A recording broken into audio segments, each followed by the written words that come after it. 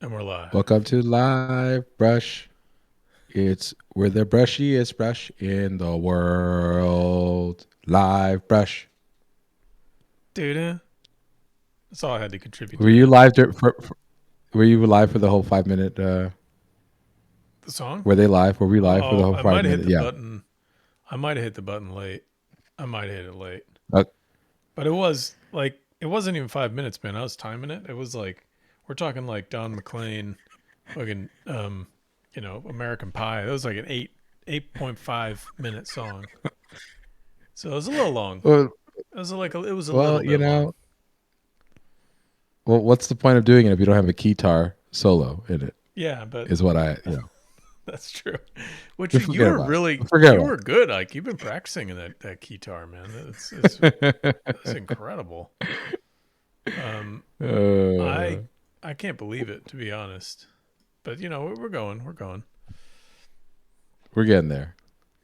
Like and subscribe and consider subbing to see me if you want to see me play. If you want to see Tyler learn the guitar. You know? Which Oh I God. learn instruments like really slow. Like I'm almost 40 and I can still barely play the guitar. So in like 40 years, man, I'm gonna barely be able to play that that instrument. It's gonna be great. You're gonna finally pick out the perfect guitar. Oh God. How you doing, dude? Good, man. Rolling around in Yeah. paint. How about you? Oh yeah, that's right. Yeah, man. Doing well. Geez, it's like I feel like it was yesterday that we did the stream. Okay, but at the same time, we haven't streamed in a month. Right. Yeah. You know what I mean? Like it's like, wow, I got to start a new painting. And when was the last time I streamed on Livebrush? Oh yeah, last week. So yeah, it's pretty crazy. Hey, definitely Defiant. Thanks so much for subbing. Sub Oh with the yeah. Prime. They've Hey, two, that's two John. months, man. That's awesome. Thanks, John. Appreciate it. I know John. He's a good guy. But Awesome. so yeah, so So we're what do you? what are you doing? No, you go first. You go first. What are So you I doing? finished that. Well, I finished that study um, that I was working on last show. And if you want to see the full piece, tune into Livebrush Instagram tomorrow for the image for that. Oh, nice. And so, you got to get them there. Yeah, yeah, Got to yeah. get You them got there. it's like a You hook. know. Brings you back, Yeah. Just like It was the Blues pre. Traveler said. Yeah. So like it's we did like a little sliver of our preview. You know, which in today's banner for on our Instagram page, Instagram.com/livebrush, one word. Um, but that was a great banner, man. I was really impressed by that one. Today's? Tyler does all the yeah. Thanks, Does all the thanks. banners. I love all the banners. I love all the banners. In a lot of This was ways, it, well, I appreciate it, but in a lot of ways, Ray does the banners because Ray sends me an image first, one of his paintings, and I'm like, okay, I got to find one of my own that matches it. So eventually, the banners are going to be bad because I'm going to run out. I'm going to run out of stuff that can match. yeah. Right. I should just do the craziest. Now you see, you've done all sorts of color schemes though, Oh yeah, yeah, and so it's like I change a bunch of stuff. I mean, I'm having fun with it. yeah, I'm trying to have to fun with throw it. you off. It's like it's gonna be hard. But I was like, I don't know if Tyler's gonna be able to. I guess I was like enjoyed it. I'm making a note of it because I sent you it, and I was like, I don't know, that's gonna be rough. That might be this might be rough for Tyler. I hope he can find a picture he's happy with. And I sent you it kind of late, and you were back to me with a banner like in like 3 minutes. It was like incredible. Well, don't send me too many more blue ones because I got like three or four other blue images that I can use, and then I'm out. This is a blue painting. This is a blue painting. This is a blue painting. No, just starting. Great. Is that what you're working on now? So God damn it. Ray's going through his yeah. blue phase, everyone. Ray's going through his blue phase. Great. Here So we go. yeah. Now this is a like a warm light, cool shadow. mostly. So this is a typical Wait, doing like a blue orange split? lining scenario for myself. Blue orange splits don't exist, Tyler. Okay, Like it's blue Sasquatch. analogous split complementary. Yeah, Uh-oh. Getting inside baseball yeah. here, folks. Because I know, get it inside baseball.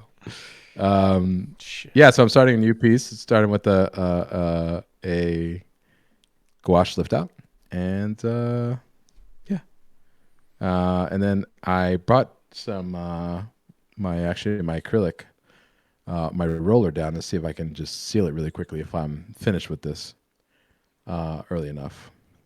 So if I finish early on this lift out, then I'll seal it off live on Livebrush. Whoa, wait, what are you going to seal it with? Uh, Spray?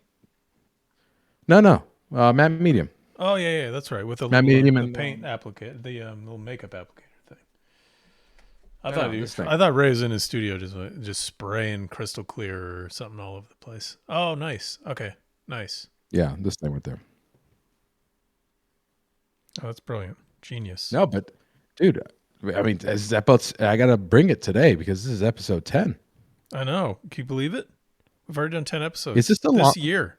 Is this the is this the longest season, I feel with the like exception of the last season?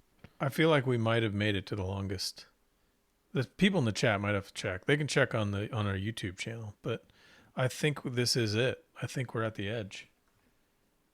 And So we've done where 10 sequels episodes should before. go, you shouldn't do 10 sequels. Like that's not going to work. Oh, But work for Doctor Who.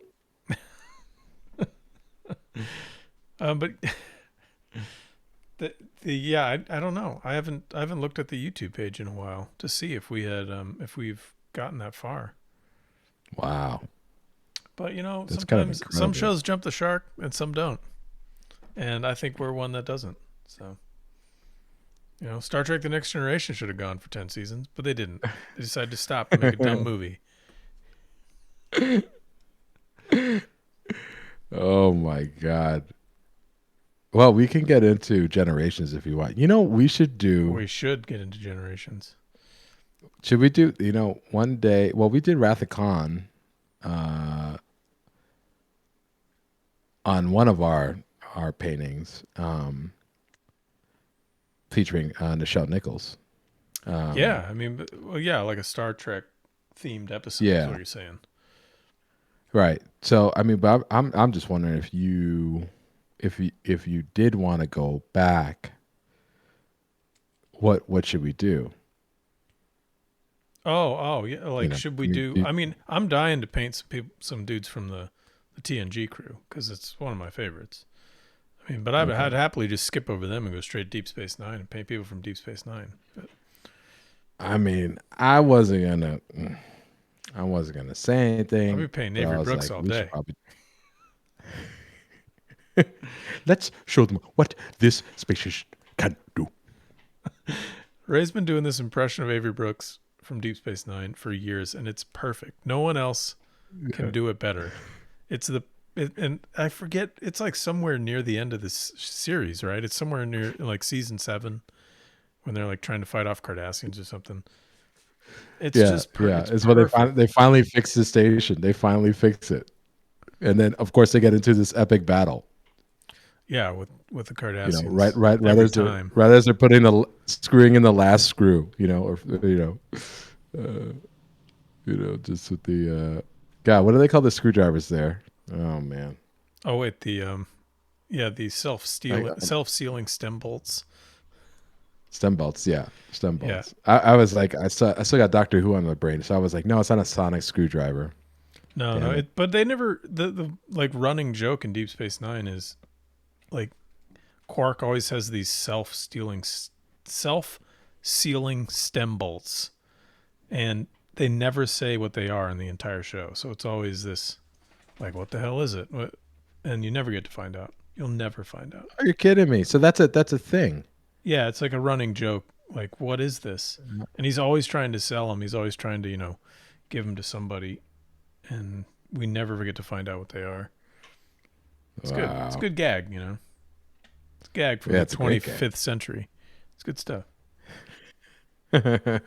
But yeah, I mean, I would do that, or I'd go like I would get into like more.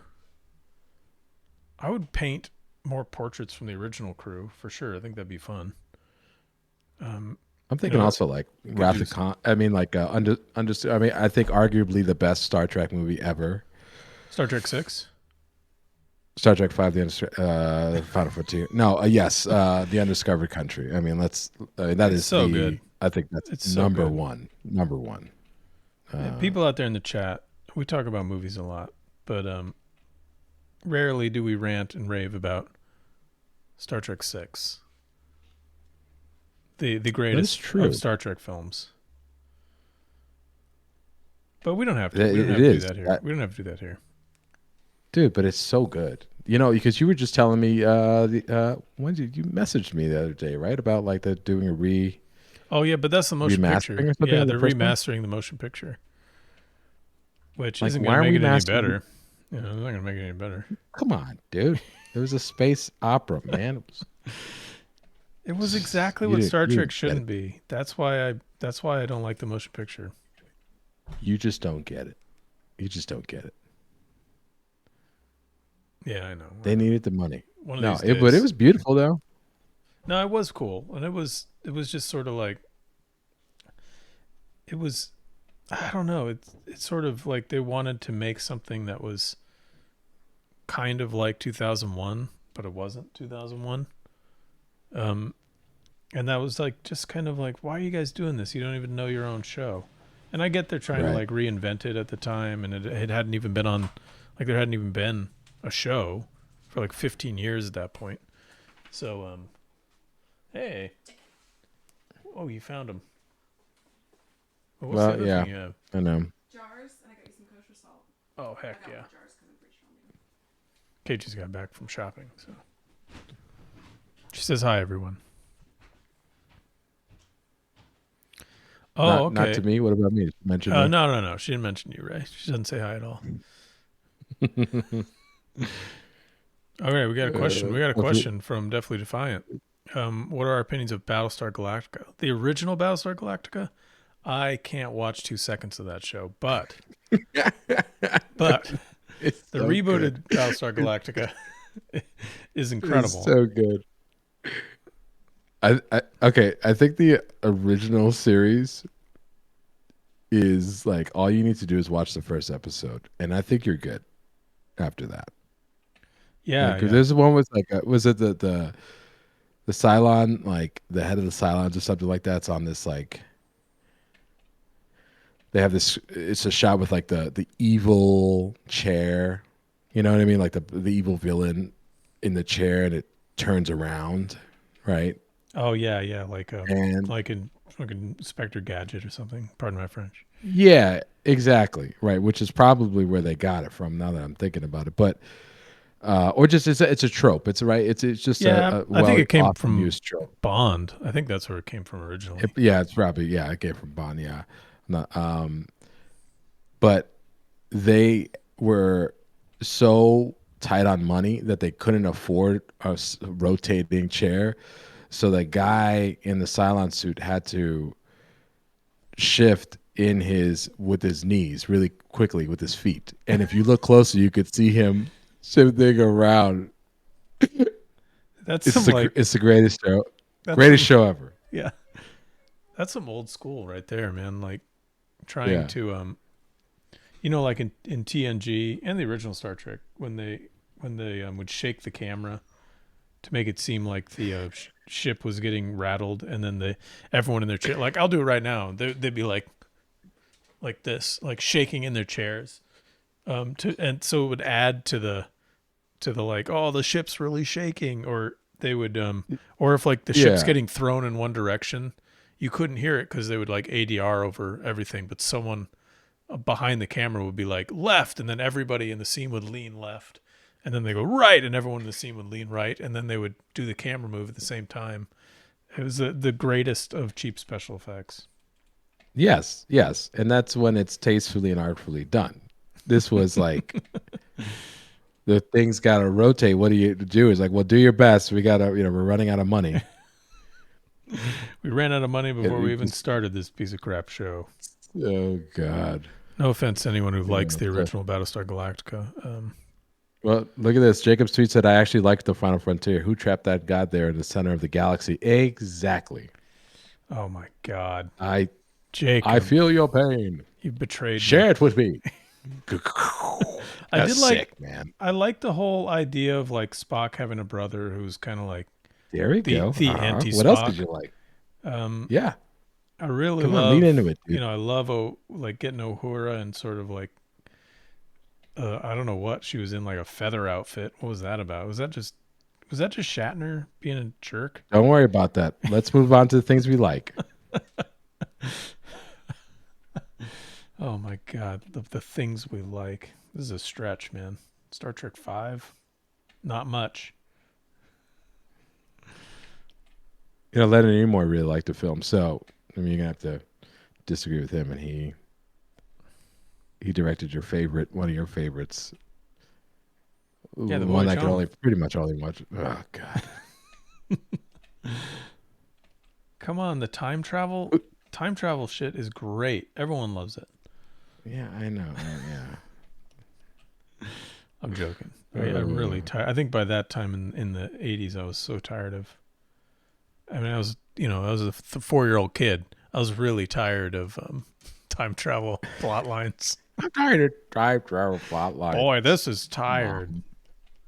Jeez. Now, but BSG, when it came, I mean, you guys got me into it. You know, our sort of friends, because I didn't have cable, and when it came out, I think the first 3 seasons were in, and it was coming back on the air. Right? Was that what it was? Yeah, I came late to For it the too. first Actually, two? it was like Eric and Bryce, I think, got us into it because Yeah. I wasn't into it yet, and I was like, it looks kind of cool, but it's like on the Sci-Fi Channel, and that was at that time notoriously terrible stuff came out of the Sci-Fi Channel. Right. No, So yeah, totally. But then I like We read didn't up on the I read up on who was doing it, and the second I saw that it was Ronald D. Moore, oh my God, I was sold. I don't know if you folks out there know who Ronald D. Moore is, but he is responsible for Battlestar Galactica, but he's also hugely responsible, along with a bunch of other people, but you know, it's not all on him. But he was hugely responsible for the third season through the 7th season of Star Trek: The Next Generation, and for the 3rd season through the 7th season of Star Trek Deep Space Nine. I kind of call the shift in those shows when they get really, really good, I call it the Ronald D. Moore effect, because it's when he had significant control over the show. Whereas prior to those, like season 1 and 2 of TNG, he really didn't have much control. And then in season 1 and 2 of Deep Space Nine, he wasn't even on the scene. So once TNG ended, he moved over to Deep Space Nine and it got way better. Right. And then he took everything that he had learned and he focused it right into his magnum opus, which was Star Trek Generations. I do believe he worked on that. Yeah. You know, he wrote there was 2 writers, and you could totally tell when Ronald D. Moore's plot ended and the other writer picked up. God. And it was like Generations is a good episode. It's a good the first half of it is an incredible first half movie. of it, yeah. And there's a cut out there. I remember when we were in school, we found it on DVD or something, but someone did a cut where they removed every scene that had Kirk in it. And it's this really nice, like it's almost the length of an actual TNG episode. And it's this like perfect little standalone episode. Really? None of the Nexus stuff. It's awesome. It's out there somewhere.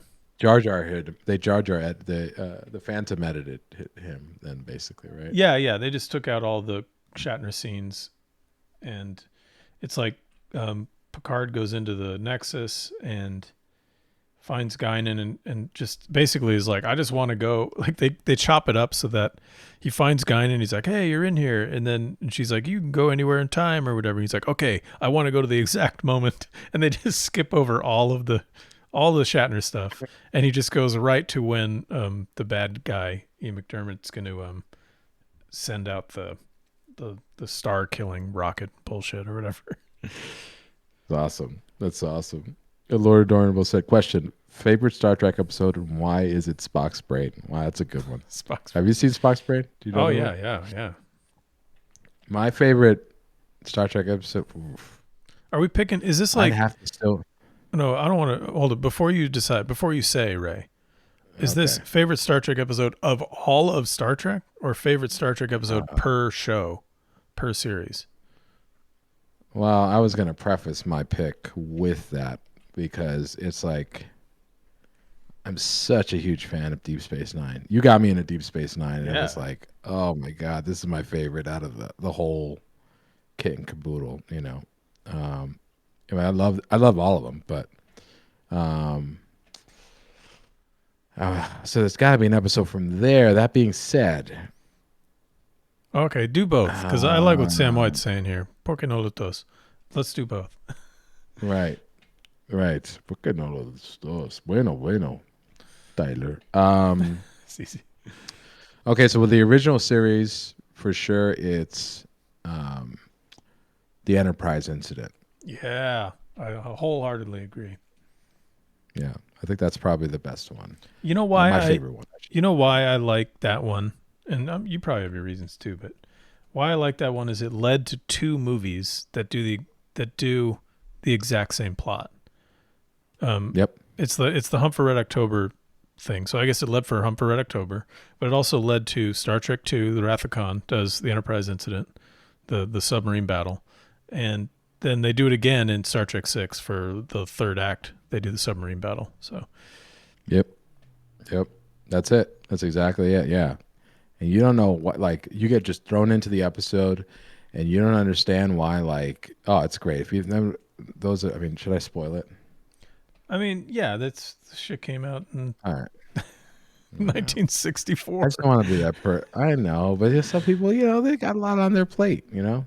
Well, all I'll say is, like, there's something up with Kurt. You don't understand why the dynamic is the way it is between the crew, and it doesn't become explained to you until later on. And then there's like a plot reveal, and it's just like, oh, that's so good. It's so Yeah. good. Yeah, I love it. I love it. Yeah. It's a classic. So, and then what's TNG is hard. That's another so one. It's hard. like I There's have so a many lot of good ones. favorite episodes. You know, because Red Letter Media did their favorite TNG episodes, and almost everyone, like a good amount of them, were like, "Oh yeah, I forgot about that. That was a really good one. I would say it's my favorite. Oh yeah, that one. That was a really good one. That's probably my favorite." So Yeah, I mean it's going to be impossible. I don't know. I have a few for TNG. It's really hard to narrow it down. But I'd say man, most of the ones I like were written by Ronald D. Moore. Tapestries is really good. It's the one where Picard gets to like relive his life and choose to not get stabbed in the heart by the Nausicaan. Oh, it's gold. Dude, that is such it's good gold. episode. Ronald D. Moore wrote that one. I think he actually that might be one he wrote, but it's a season 6 or season 7 one. Yeah. That man, and then there's a 2-parter in season 6 that I love called Chain of Command. It's the Four Lights That's episode. a really good one. Or Picard that's gets a really good tortured. one. And then the Yesterday's Enterprise is a really great one from season 3. It's when the like ship comes through this warp and it changes the timeline and makes the Enterprise this like warship, and Tasha Yar is still there. She comes back. Right. And, that's a great one. Damn. Yeah. I guess if I had to, I really had to pick, it would probably be Tapestries. That or Best of Both Worlds is the cap end to season 3 where Picard becomes a Borg. Both Worlds a lot. Yeah. Yeah. That's like incredible. Yeah, Wolf 5'9", baby. I mean, Yeah, it's good like, Lord. can you don't imagine make us being choose, chat. Don't make us choose. Can you imagine that being like it was like Battlestar Galactica, where I wasn't preview to that at the time, where it was like that was the season ender right there. Like, Yeah. you had to wait Cliffhanger, man. an entire. I mean, and Battlestar Galactica did the same thing with where like the old like the lost ship that they thought was lost modern ship showed up, Oh, and the they're like, I can't Phoenix. believe it's you. Yeah, the The Phoenix. Phoenix, yeah, and then the Phoenix goes and like launches an attack and it Wait, ends. was it the And like Phoenix? I can't I don't remember. know if it was the Phoenix or not, but it was one of those. And like it's like oh my god, Oh yeah, I just saw Goni Goni. Montes Goni is Montes is in in the there. chat. Hey Goni, how you doing? Oh my god, That's right. I Ray can't does speak believe it. Spanish. You guys spoke Spanish together years ago. Come on, hermano. Come on, primo. Come on. How you gonna do that to me? You guys are gonna get the. You guys are getting That's the so great. Puerto Rican connection here. Oh man, Goni, man. Well, Goni's good. legit. I'm Goni's from great, like, man. thanks Everyone, check out Goni for Montes' work. joining us. It's amazing. Look him up. You're gonna be Goni, blown away. Goni. So we love you too, man. You gotta put your website in the chat, man. Yeah, please Do do, man. everyone Please like do. 'cause if you've never seen Goni's work, you're welcome. Just you're Yeah. welcome. If he's not gonna do it, I'm gonna do it. Yeah, exactly. Oh my goodness. Yeah. Yeah, it's been too long, man. Crap, what was I gonna say? What was the one with the so that was the crazy cliffhanger. What was the one where it's like the Enterprise is caught in a time loop? Yeah, Times Arrow. I think was that. I might be wrong on the name, but Yeah. that's a great episode where they have to live It's like the day abandoned over ship, and over abandoned again. ship. Yeah, Yeah, yeah. abandoned ship. Yeah. And That was a good one. Data has to hide like the 3 pips that are on Riker's collar in the. He has to hide it somewhere in the time loop so that they can understand that Riker has the right instinct in the very end. It's just brilliant, brilliant It's writing. pretty rad. There's like, oh my god, what's the? There's so many of them. There's so many of them. I just I love the know. ones where they're in. Go ahead. Oh no, I was just saying we haven't even got to Deep Space Nine, but yeah, go ahead, go ahead. It was one where like, where is that? Excuse me. One where someone falls in love with the original engineer for a certain Yeah, type of warp drive. yeah, that was like one of the ones that featured. It was like the episode that was focused on LeVar Burton when he's like he's trying to figure out how to get the ship out of this. They're in this like gravity well, right? That keeps like that's just sucking the ship into a star or something like that. And he makes a simulation of the engineer that made the ship. Yeah. So that he can communicate with her, and then he like falls in love with her. It's good stuff. And they come back like I don't even know, maybe like 10 episodes later they actually bring the actual character onto the ship. Yeah. They call back. And she's to completely that. different. Yeah, she's completely different, and she hates his guts, and it's just, Yeah. It's awesome. It's awesome. I love it.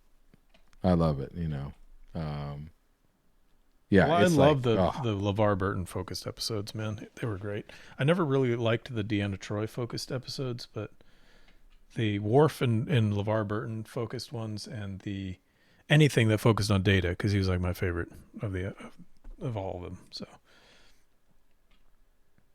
Data, Picard's best friend, according to the Picard series.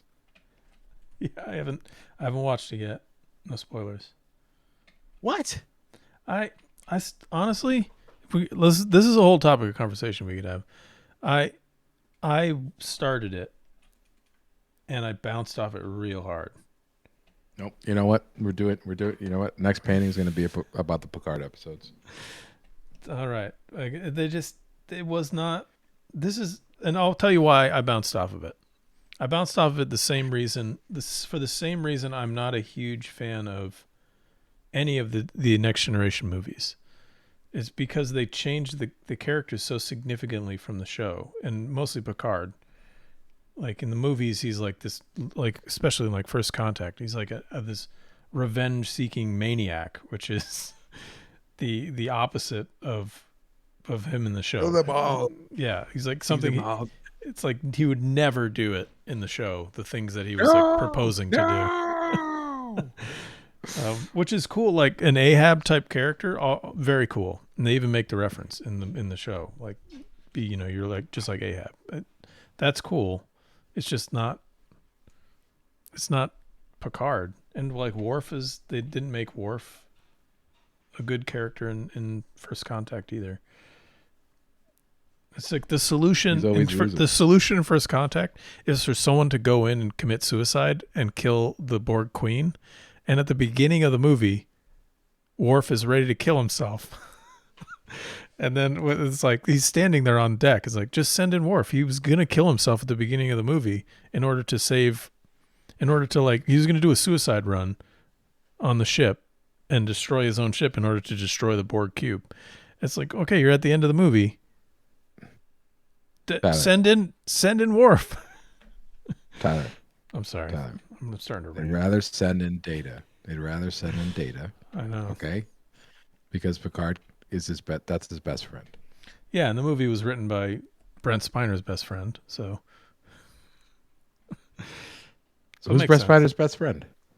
I think he's really good friends with John Logan, the guy who was one of the co-writers for First Contact, and he also wrote like Gladiator and stuff. Like he's an award-winning screenplay writer. But dude, it was an awesome movie. Jonathan Frakes directed that. Have some respect. I know, dude. I know. Okay. Like don't get me wrong. I don't like it as a TNG movie, but I like it as a Star Trek movie and a space war movie or whatever.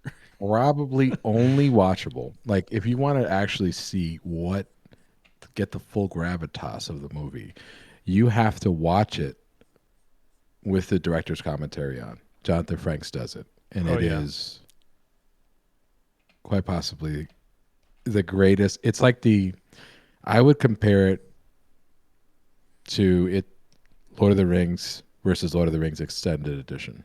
That's how superior the. Damn. Like when he's dude. Good Lord.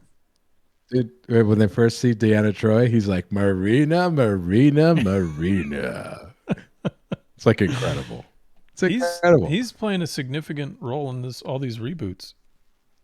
I think he's like directing the new show that they're putting out, and he's directed a bunch of the Picard stuff. Well, I didn't realize how many episodes he actually directed during the actual season. Because I know him and LeVar Burton actually directed episodes. Yeah, and LeVar directed some Voyager episodes too. That's right. Because he's a master storyteller. Well, Reading Rainbow. Dude, that's my boy. You have to tell me. You have to tell me about LeVar Burton. Yeah, it's like, oh my God. So Dr. Mondo said the entire core cast is returning for season 3 of Picard. Yeah, they're making a season 3. Yeah, and I think everybody. And look at it, everybody, but unless it's a spoiler, but everybody but Will Wheaton, I think, is coming back. Dr. Mondo said, "Don't forget the episode where Wesley kills a bush and gets sentenced to death." Wesley. Yeah, I know that was like I want to say season 1, where they're at like the sex planet, and he's like flirting with some girl, and then he falls on a bush, and then the planet's like, well, any infraction is death. And then Picard's like, yeah, screw that. I'm breaking the prime directive right now. You're not killing any of my crew. Dude, it is. So, okay. So I think that is for me when Picard is at his best. Like if you want to know the way I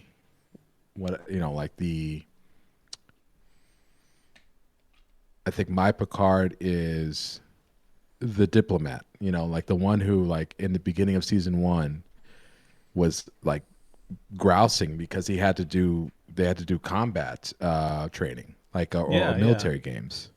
Yeah, that's like, Picard. That's what's so cool about not him. the military. Yeah, yeah, I agree. He's like with the you. lawyer, That's what I agree with you. I think that's what was so great about him is he wasn't Kirk. He was the diplomat. Like he was going to solve things diplomatically through negotiation and rhetoric and logic, and he's just awesome. So this brings me to my favorite episodes, and I don't know if they're Deep Space. It gets a little hazy for me whether it's Deep Space Nine or TNG, and understand why, is when Worf goes back to Kratos. I think it's Kratos, right? And he has to stand trial. Oh, that's TNG, but that's the beginning of that huge storyline that they play all the way to Deep Space Nine. But yeah, that's about Yeah. his brothers and his family's dishonor, and he stands on trial. And That's right. yeah, that's TNG. That's like season 5 of TNG, I think. That's awesome. I love that whole sequence with and it like leads into Gowron and the whole like becoming the leader of the Klingon Empire stuff. Like, oh, amazing. Right. Yeah. That's really good stuff. I just love the, what he's going after in that. And then there's, I forgot, man, this, yeah. I just like it when they put him up so that he has to defend. He's not defending the obvious choice either. Like there's ones where he's like I forgot. There's one where he has to defend someone who everyone thinks is guilty. And Where Picard has to. I'm like, I gotta. Yeah. Yeah, I mean I think that's the episode. No, Up, that's the episode you're talking about. Like they think okay. they think yeah, Code of Honor. Yeah, Lord Adornable, you're right. Yeah, it's Code of Honor. That's the one where Picard has to defend Worf because they are saying like his family betrayed them at Kittimer and all this stuff. So Dude, Rex Reddy said they had a whole system in place to teach the actors who wanted to direct. They learned all the aspects of production, and Frakes went on to direct a lot of episodes of other TV shows. Oh, yeah, Frakes that is amazing. makes total man. sense. Frakes was so good. Still is great. I mean, he directed 2 of the movies. Marina. We got to make a So soundboard good. for that. Dude, he's so good. I love the fact that they brought back Kirk through him. Yeah, I know. It's just like it just. I mean, say It's what you awesome. want. It was kind of cool, but I wasn't a huge fan of it. Of what? Of bringing Kirk back, I didn't like that. No. They brought back his character through. Oh yeah. Riker. Jonathan Frakes. Casting Jonathan Frakes. Yeah, for sure. Like he was Kirk. Mhm. He had that kind of edge to him. Yeah, I And I love love that like. That's what I love about Cisco was because just to dovetail into Deep Space Nine was that he was completely different too. Like he was more like a no nonsense person. Whereas like I love when Q shows up in Deep Space Nine and just Cisco just punches gives him him a out. Sunday punch. Yeah. Like he's just not to be messed with. Yeah, and every opportunity in Deep Space Nine, they made sure to point out how different Avery Brooks was from Patrick Stewart. Like even the like first episode, Emissary, where he hates That's awesome. he hates Patrick Stewart. Like he hates Picard. He hates him. Yeah, And- because Picard killed his wife. Basically. Yeah, Picard He led killed to his wife's wife. death. It's good. It's a good way to Have we start out met a show. We went before, Captain. We have. Wolf 359. In battle. Battle. With That's right. In 359. battle. God, good stuff. Everybody, Awesome. this episode's basically just going to be us talking about Star Trek. So And yeah, well, we didn't plan this. But it's yeah, we knew. I think we had things Okay. to talk about that was like actually art related, but that ship has sailed. that ship has sailed. You remember when they find in Deep Space Nine the blade of the freaking oh my god. Oh yeah, The yeah. blade of, Was it in Deep Space Nine? Kados, right? No, is it Kados? Kalos. No, Yeah, no, Kalos is blade. Kalos, yeah. Kalos' blade, yeah. No, I think that was Deep Space Nine. That's right, because they brought back those actors that played. They brought back 3 actors that played Klingons in the original series. One of them was Yes, that's the right. Tahar, the You're Tahar right. master. The what's his name? Oh my Core. god. That's yeah. right, Core. Core, yeah. Yeah. And his eyes all messed up from battle. And he's Right, like doesn't he drunk lose all an the eye time. in but he loses the eye in the canon though. Like there's an episode where he has two eyes and then right? Or Oh am no, I no, making that's that you're up? thinking of the general guy. Oh wow, I'm totally blanking. It's like my favorite Star Trek show, but I'm totally blanking on the name. I forgot his name too, where But yeah, he's like he's missing an he eye in the goes like show. his arc is like him and Cisco hate each other to then you know coming to respect each other when the Cardassians come in. It's yeah. If you haven't seen that whole Yeah. arc, just go do that. Yeah, everyone just go watch 177 episodes. Okay, here's a question for you. Why at that point was just the engine out of gas there? Why didn't they ever make one Deep Space Nine film? You know, I don't know. I've always wondered that myself, but they do end the show in such a way that it would be hard to make one. Let's just go come back, Yeah, I mean, shoots out of the freaking wormhole. He's and good. We're good. they do I'm that back, in. guys. I didn't read a lot of the Star Trek books, but they did it in. They have a whole series of books that picks up like right at the tail end of Deep Space Nine, and they were pretty good. There was some cool stuff going on. But yeah, I don't know why they should have. I would have watched Deep Space Nine movies like all day. Because they took the show into that like seriously war driven action show. They could have easily made a bunch Yeah. of like crazy epic movies about the wars and stuff. Well, and that's probably where there's a divide on that on the show too, because the fact they went so military and like the Federation wasn't, it was the Ronald D. Moore effect. It was like the Federation turned out being just as corrupt as everyone else, and Yeah, there were which was factions of it that were trying to, that would have made Roddenberry roll over in his grave. yeah. I mean, but something had to give. I mean, was that is it Section 8 or I forgot what they're called. Section 38. Section I think it 7. was 38 or something. Section 38, yeah, Section 38. It's all good, man. All that stuff is good. I thought it was good stuff. It was interesting. Well, so you take all that and you just strip out all of that stuff, and you pretty much have Picard. So I saved you All right, great. a trip. No, it's like I don't know. You know what? I'm just happy people are watching Star Trek. At least I hope. Yeah, no, I haven't they'll given never I haven't make- given it a they'll- full chance. I just kind of bounced off a little bit. I did, but like it's not. It's whatever. It's like Star Wars. It's like, well, what are you gonna do? It's completely different. It's a whole different Yeah, it's a scenario that made different is age. making this stuff. And like now, it's all about the franchise.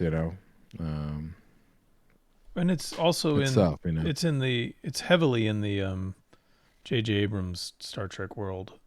So it's Yeah. I think I liked the idea when J.J. Abrams Star Trek came out. I liked the idea of there just being that separate universe. They're not connected.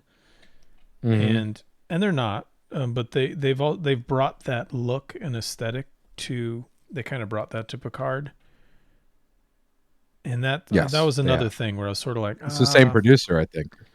yeah, It's the same. I think so. Yeah. I was just like, this is sort of, for me, the J.J. Abrams thing is like separate. It was the right thing to do, but it's sort of separate from TNG, and to see it there I was like, that's too bad. Why is Picard getting into gunfights? Yeah, he should be. Maybe that was it. That was a thing, man. I didn't like old action Picard, and I liked. I don't know. I like the Wow, it's really hard to articulate this. I just like diplomatic Picard. That's what I like. Yeah, it doesn't make for good.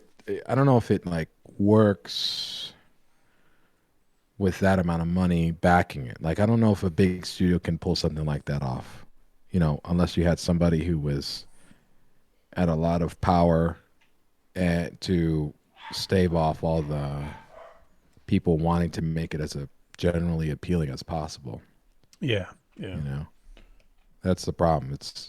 I don't think it'll happen because so you'll have, the greatest. I think the greatest Star Trek, at least in recent memory that I was watching, was the Orville.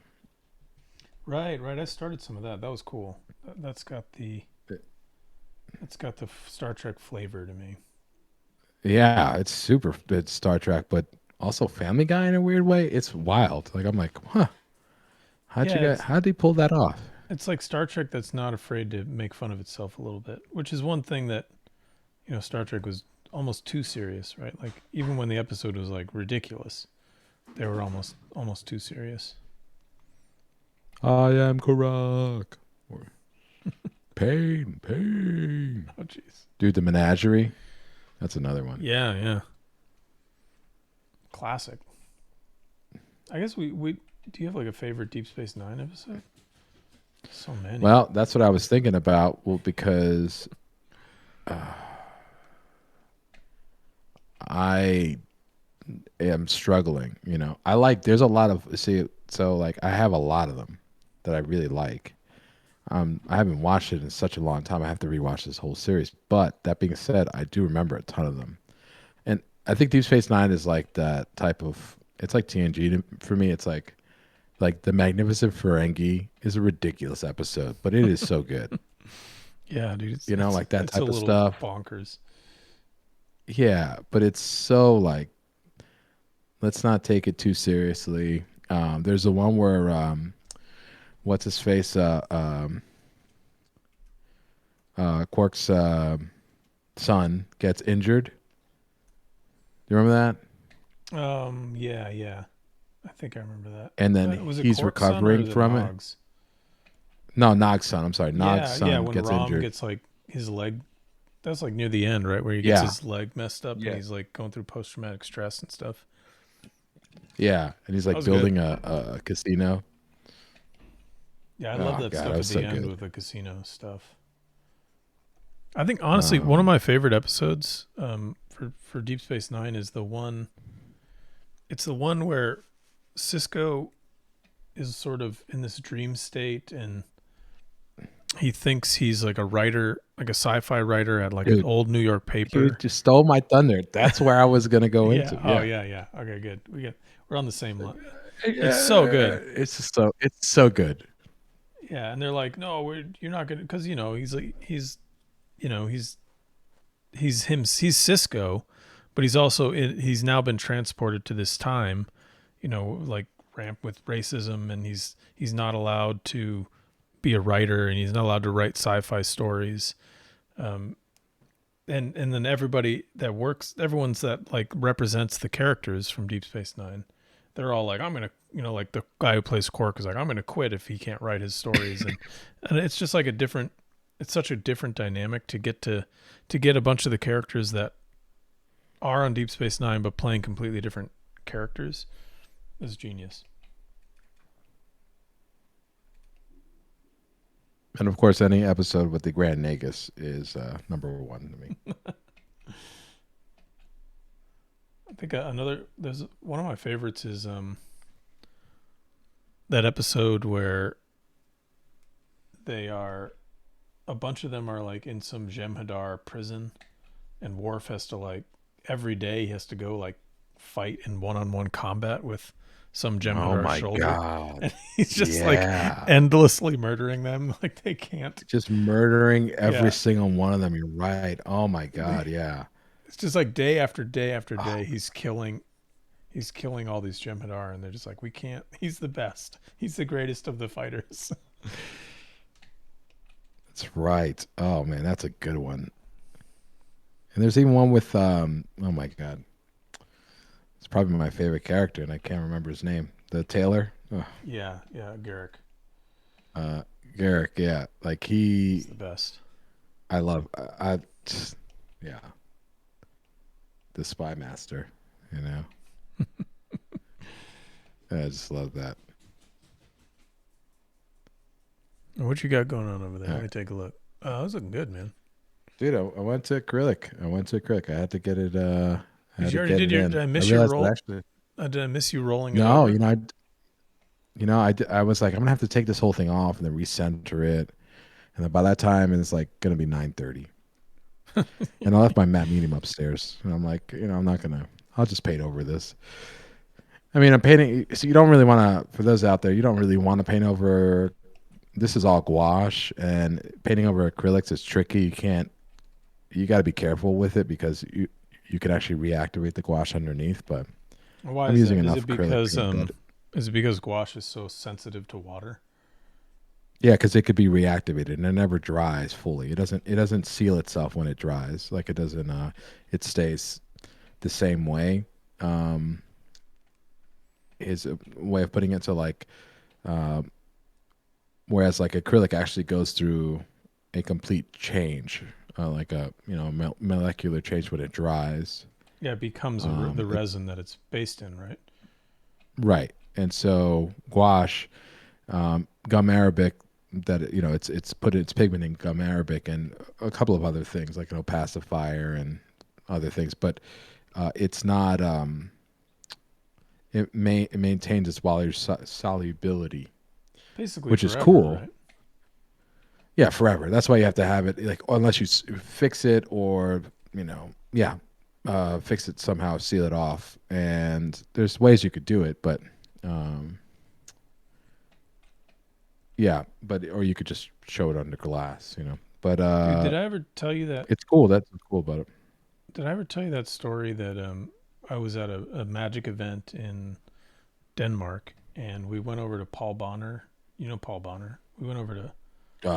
Yeah, We you went never over to told me this. we went over to Paul Bonner's studio,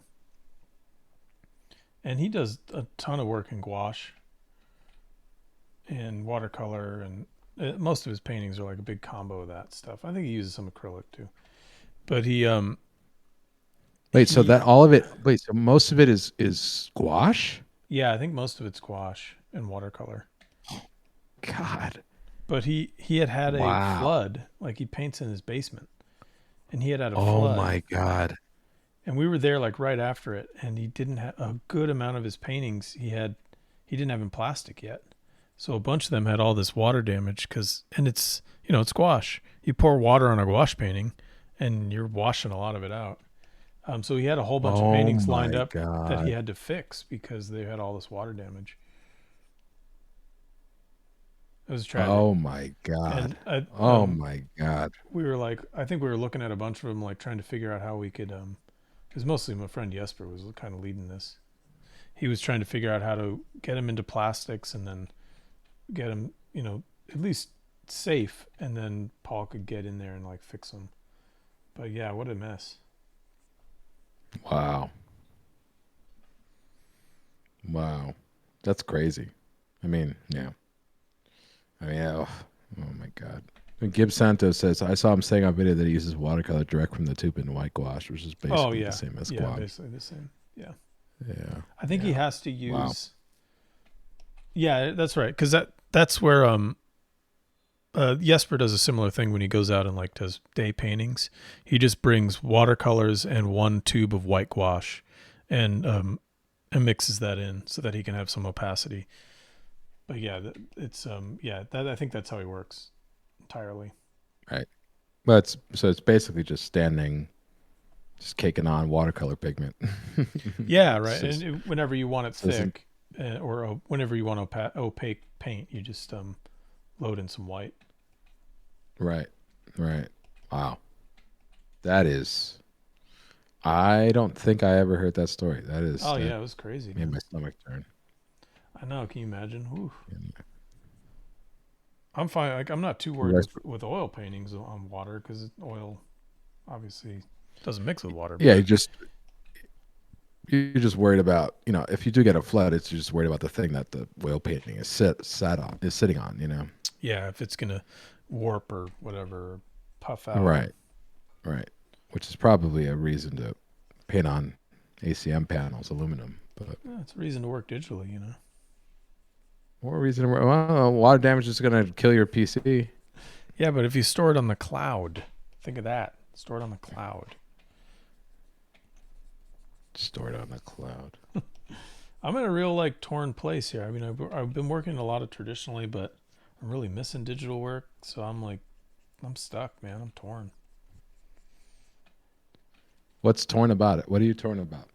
Like, I want to do more work digitally. I think I'm kind of in this weird place where I'm missing doing digital Well, work because it's really how I know how to make an image. Like it's how I know how to express myself fully. yeah. I'm kind of stumbling in that with traditional stuff because I don't know how to do it as well as I used to.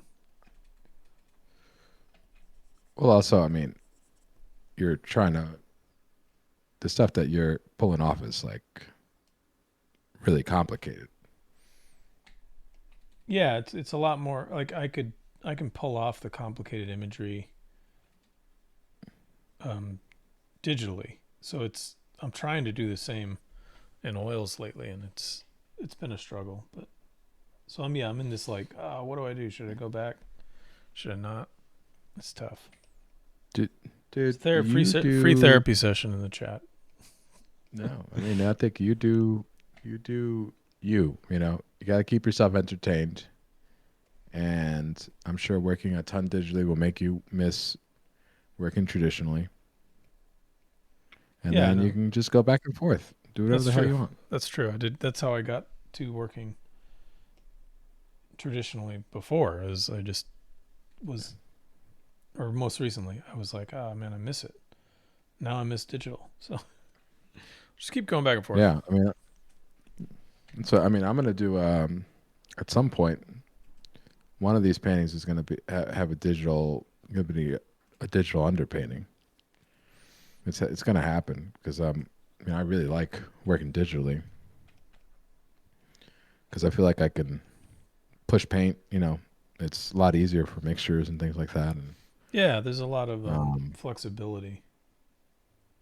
yeah, I mean there's a reason why I'm doing these underpaintings is because I'm making them super opaque is and not going straight to colors. I just find that I need to. I want to focus on my drawing more and getting that nailed down, even in these studies, Hmm. which I'm pretty simple about. But I find that like digital, it's like this gives me an opportunity to focus on something and build up something a lot quicker than if I had done with full color, which was kind of you know, but it doesn't. You know, I'm not following exactly the process of my heroes, so I feel like I'm somewhat you know not this is not you know a part of me at least at first felt like it wasn't validating, you know, like, Sure, yeah.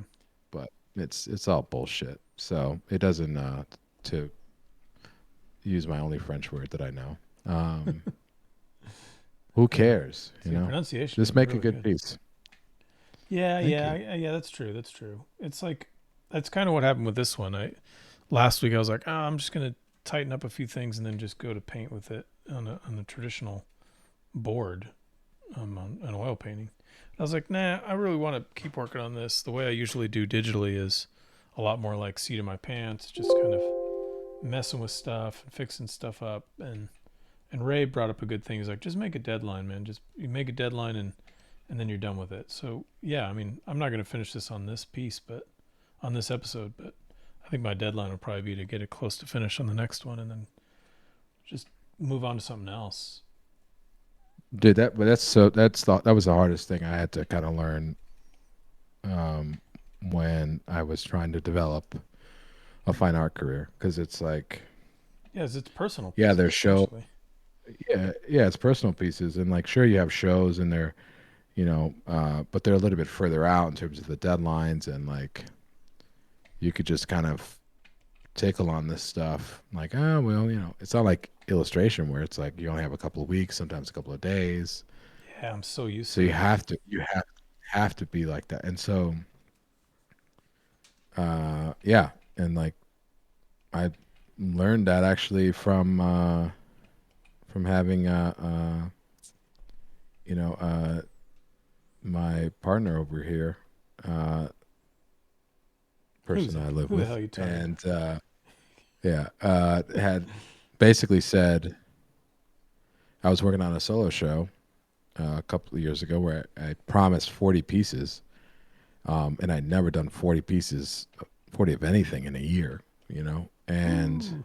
Yeah, that's a lot. so it was like but what happened was I ended up just the first couple of paintings were just like, I don't know, it's not done yet, and then I was just told, you know what, finish it by tomorrow. And I was like, I can't finish it by tomorrow. Are you crazy? It'll Yeah. spill. So I'm gonna spill. so it's an inside joke, folks. If you, uh, We'll get into it but at some point. maybe, Yeah, maybe not. it's yeah, maybe not. So it it forced me to actually finish the piece, and I did finish it in like 2 days, and then I started realizing I could finish pieces in a day if I wanted to, and it really kind of taught me how to just put deadlines on things. And now it's not as severe anymore, but like I was like, oh, I have to do this in 2 days. No, but I do tell myself one more day and that's it. And it's easy for me to say that. Whereas before, I could not do that. There's no way because no one else was. I was the one that was in control, and I wasn't gonna give myself a drop dead date, for a piece, Yeah, yeah. even if it wasn't for a show. And so that's what I've been doing, and it's hard to but it was a struggle at first. I know that. Well, I think what's good about this as a mentality is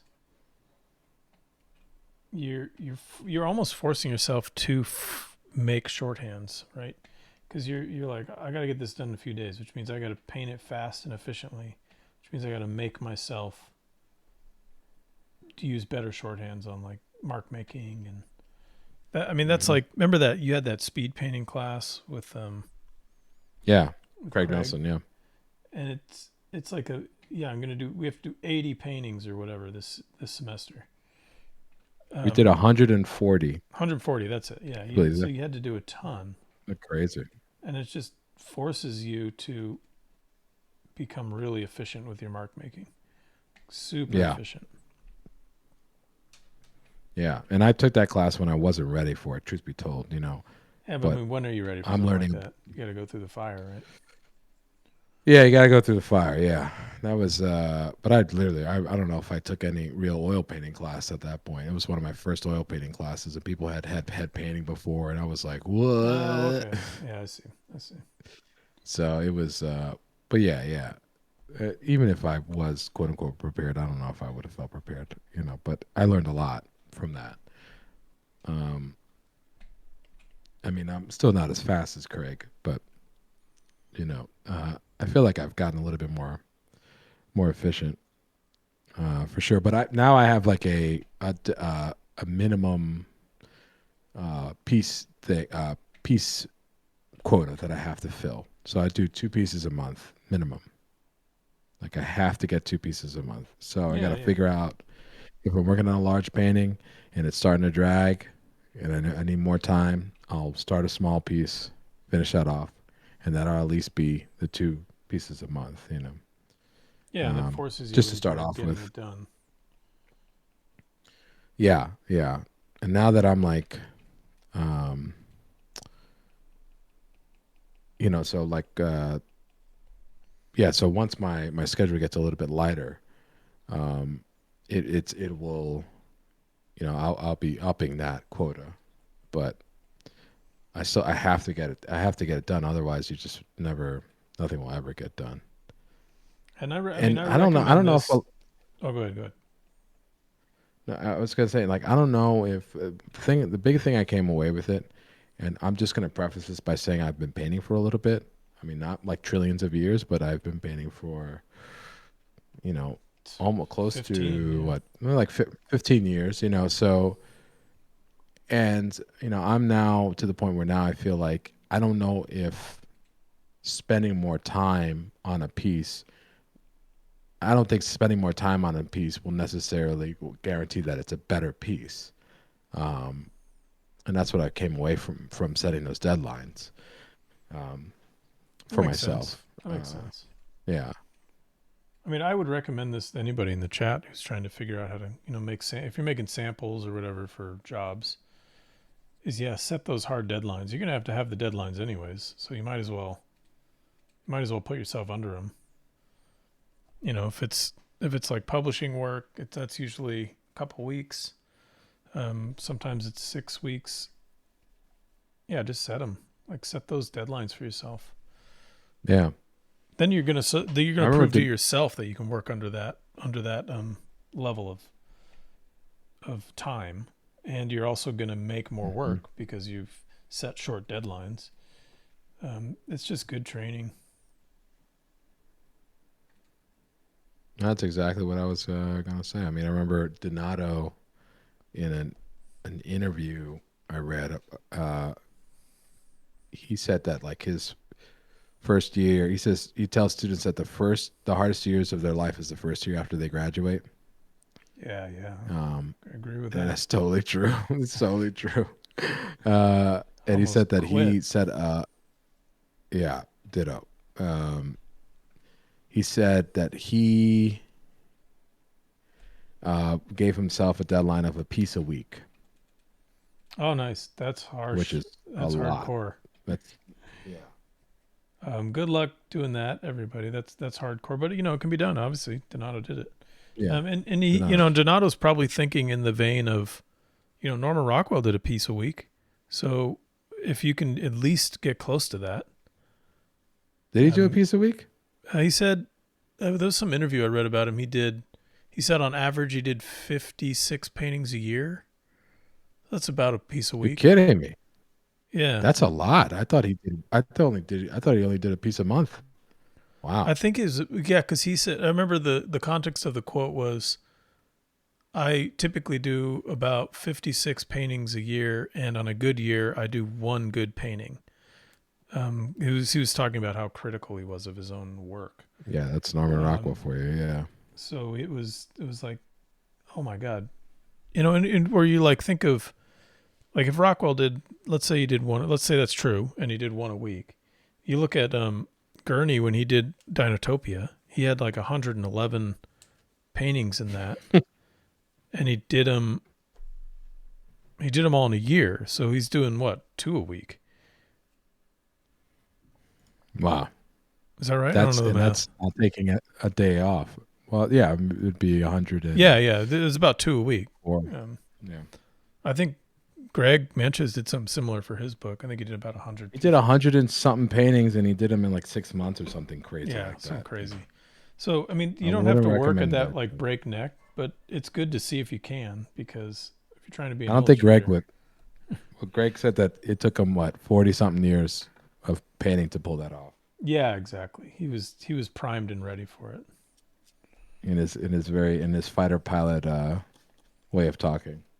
I feel the need. Take me for the need for speed.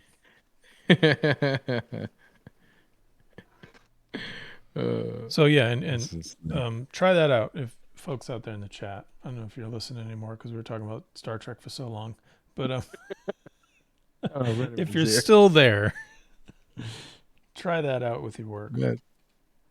Yeah, Jacob Sweet said Twix studies helped me so much. Oh, sweet, awesome. Craig, that's awesome. The big brushes are so useful. Maybe not fear to paint anything. Yeah. Big brushes. Yeah, Craig, it's like I still start with big brushes. That's the way to go. Yeah, I mean it is a. It's really interesting that we talk about this. I probably will start with larger-ish brushes, but not big brushes. But Quick Studies was meant to get us thinking about form and structure and setting up paintings and getting essential information in. And like the idea of working general and being able to simplify, that's what it was really teaching. Like I think the mark making is a byproduct of the thinking. Like, it's a means to and then not an end in itself. So like you could still, I think it's something like Bill had told us, like Bill Mont. Oh wow, it took us a long time to mention his name. I got the Told us board like, from what, Kate, so I'm gonna add that. By the way, go ahead. dude, took 10 episodes, man. He said you could do a whole painting with a number 2 brush.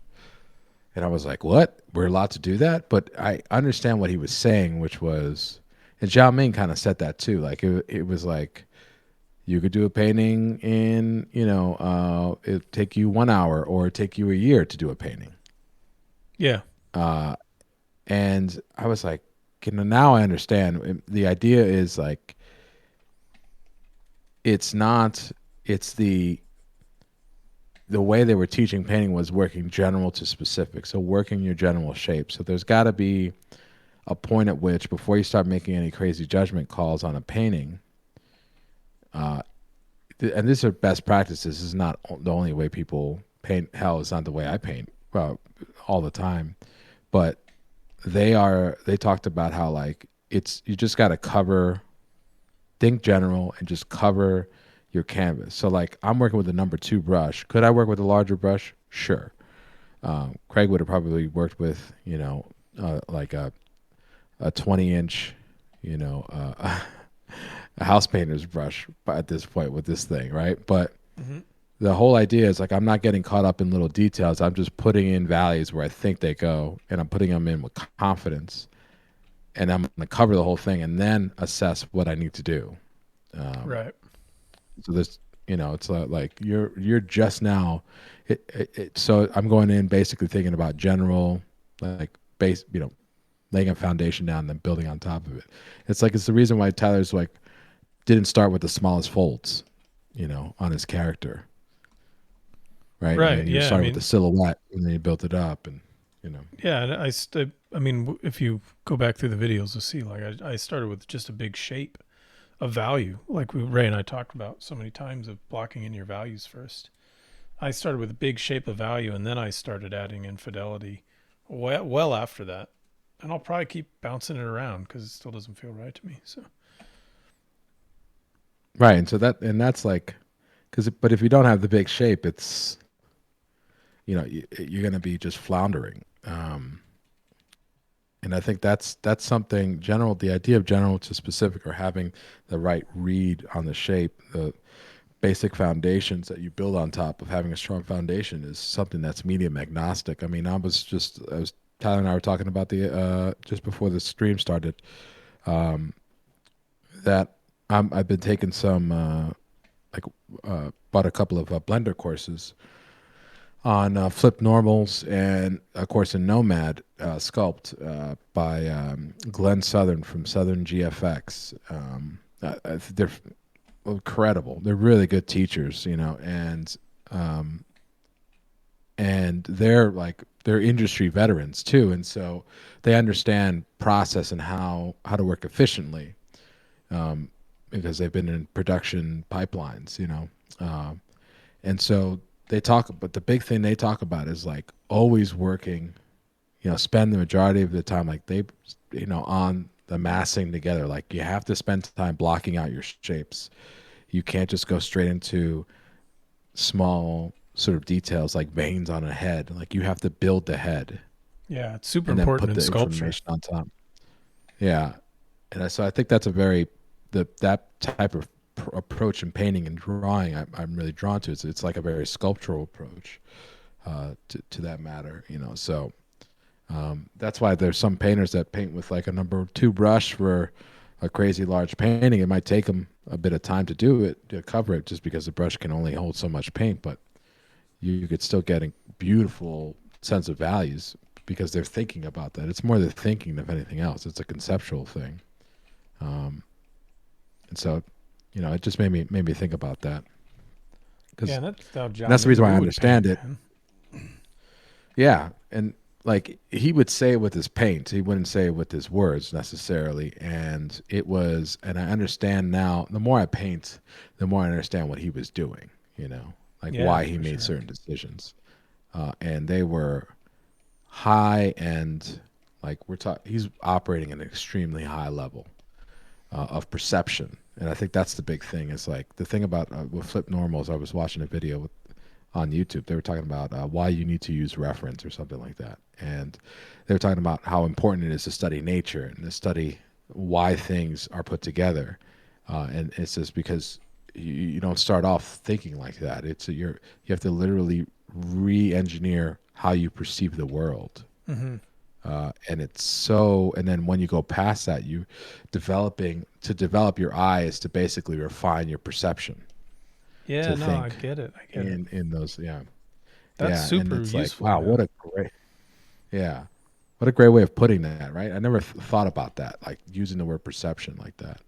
And this is, they're literally people, and they showed drawings of someone who wasn't,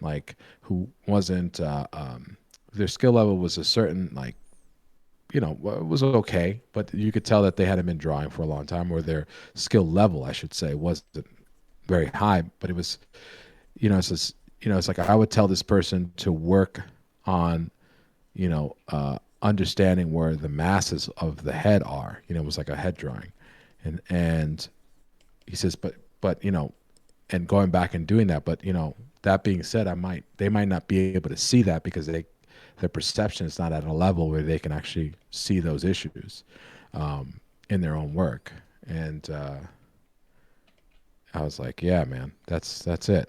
That is Yes, it. and it is amazing. Like, I don't know. I always try and encourage young artists or artists that are getting into it. Is like, don't just focus on techniques and painting. Like, do go out there and like figure out. Watch videos on how light works, just like on genuine Newtonian optics. That's super helpful in understanding color and how light bounces off things. If you're into creature design, like check out documentaries about animals and animal anatomy. Like dig into all that stuff because it's not just about how to paint. It's about knowing how the world works. And the better you know how the world works, the more you can create the illusion of a three-dimensional object on a canvas. Ray's not painting a 3D. He's not making a 3D object here. He's painting a flat painting, but the way he's going to create it is going to make you think it's a three-dimensional space. And a great way to know that is to have like at least some level of perception on how we see and how the world works. That's all really important stuff. And also, you need Winsor Newton acrylics. Yeah, you need Winsor Newton acrylics and human eyes. Yeah, I mean, that's a great. I didn't mean to. That was a pretty jerk move for me to. No, man, we got to plug it. We got to dismiss it plug with those the thing. acrylics. You got to plug those I Winsor know. Newtons. No, but it's such a great. It's a great. It's a great point you make on that. It's like, I'm putting stuff in like little tiles, but like, I used to think, oh, okay, it's in the mark being, okay, that's how you got to build it up in little things, little tiles of paint. It's like, no.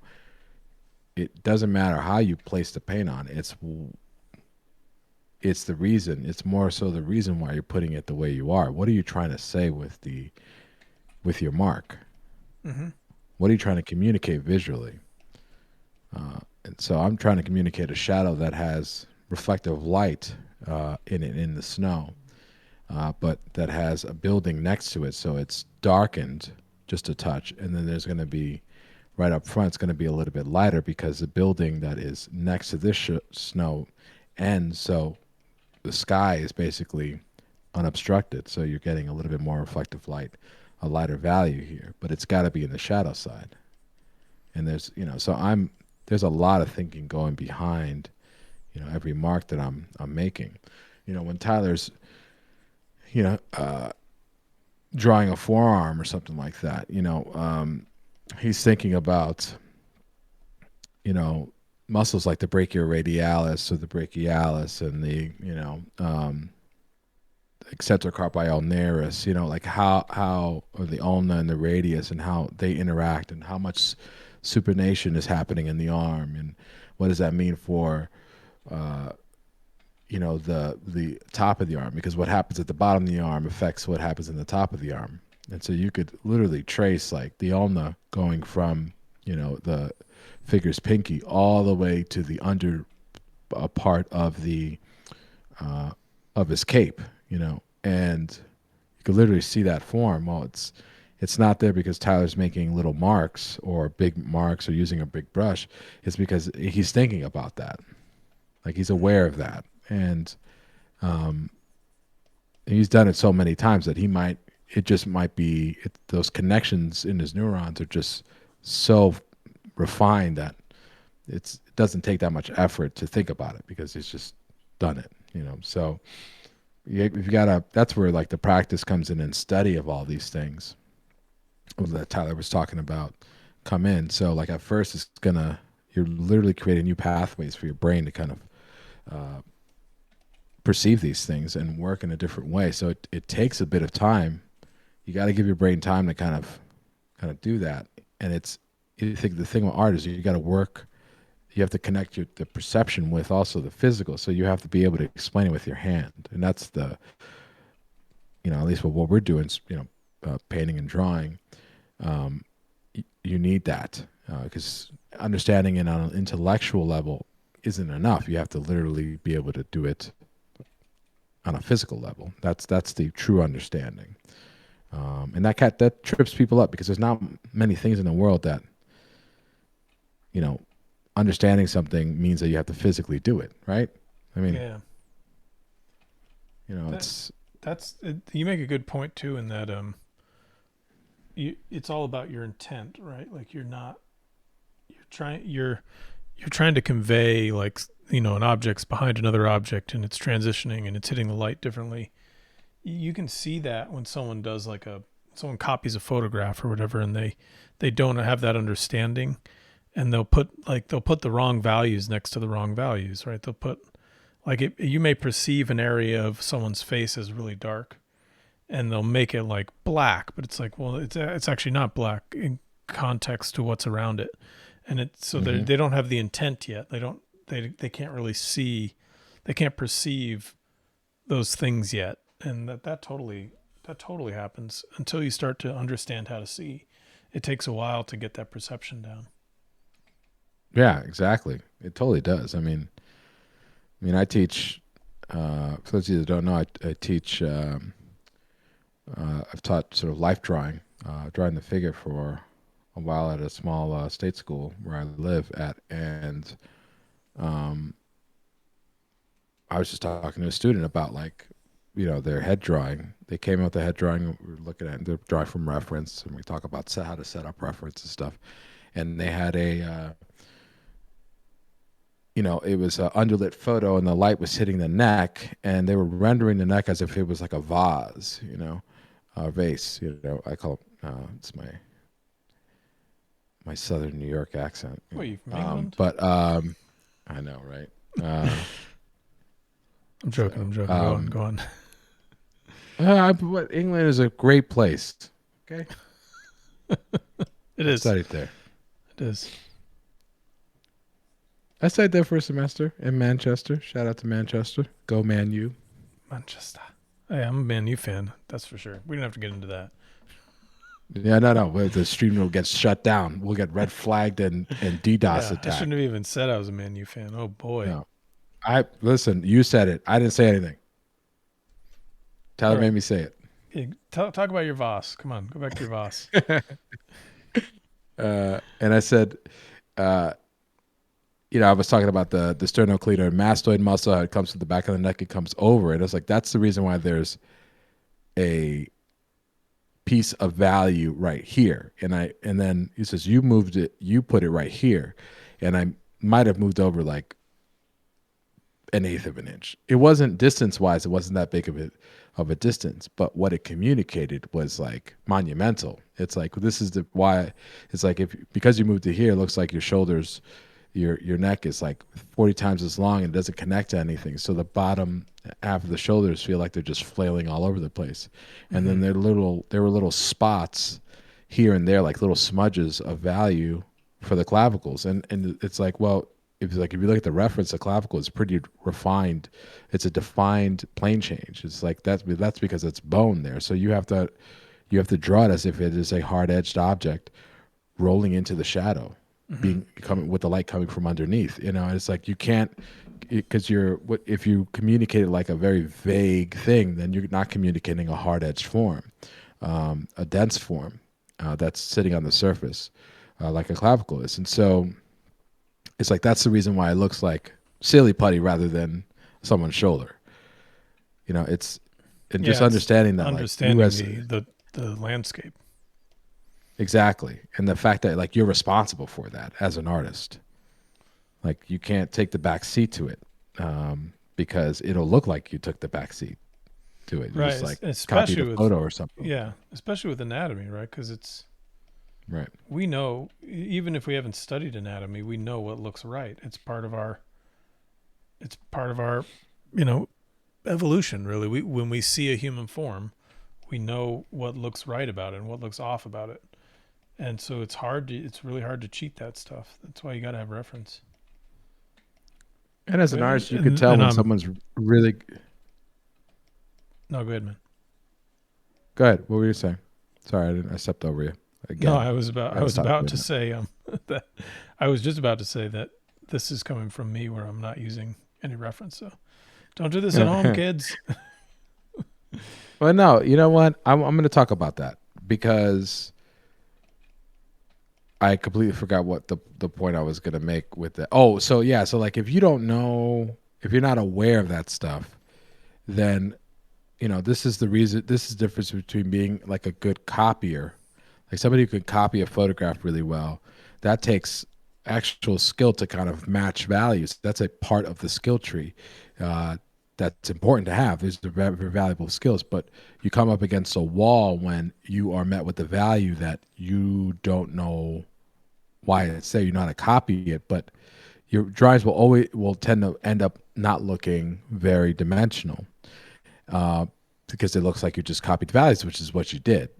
So that's where some people have drawings that have a very photographic look.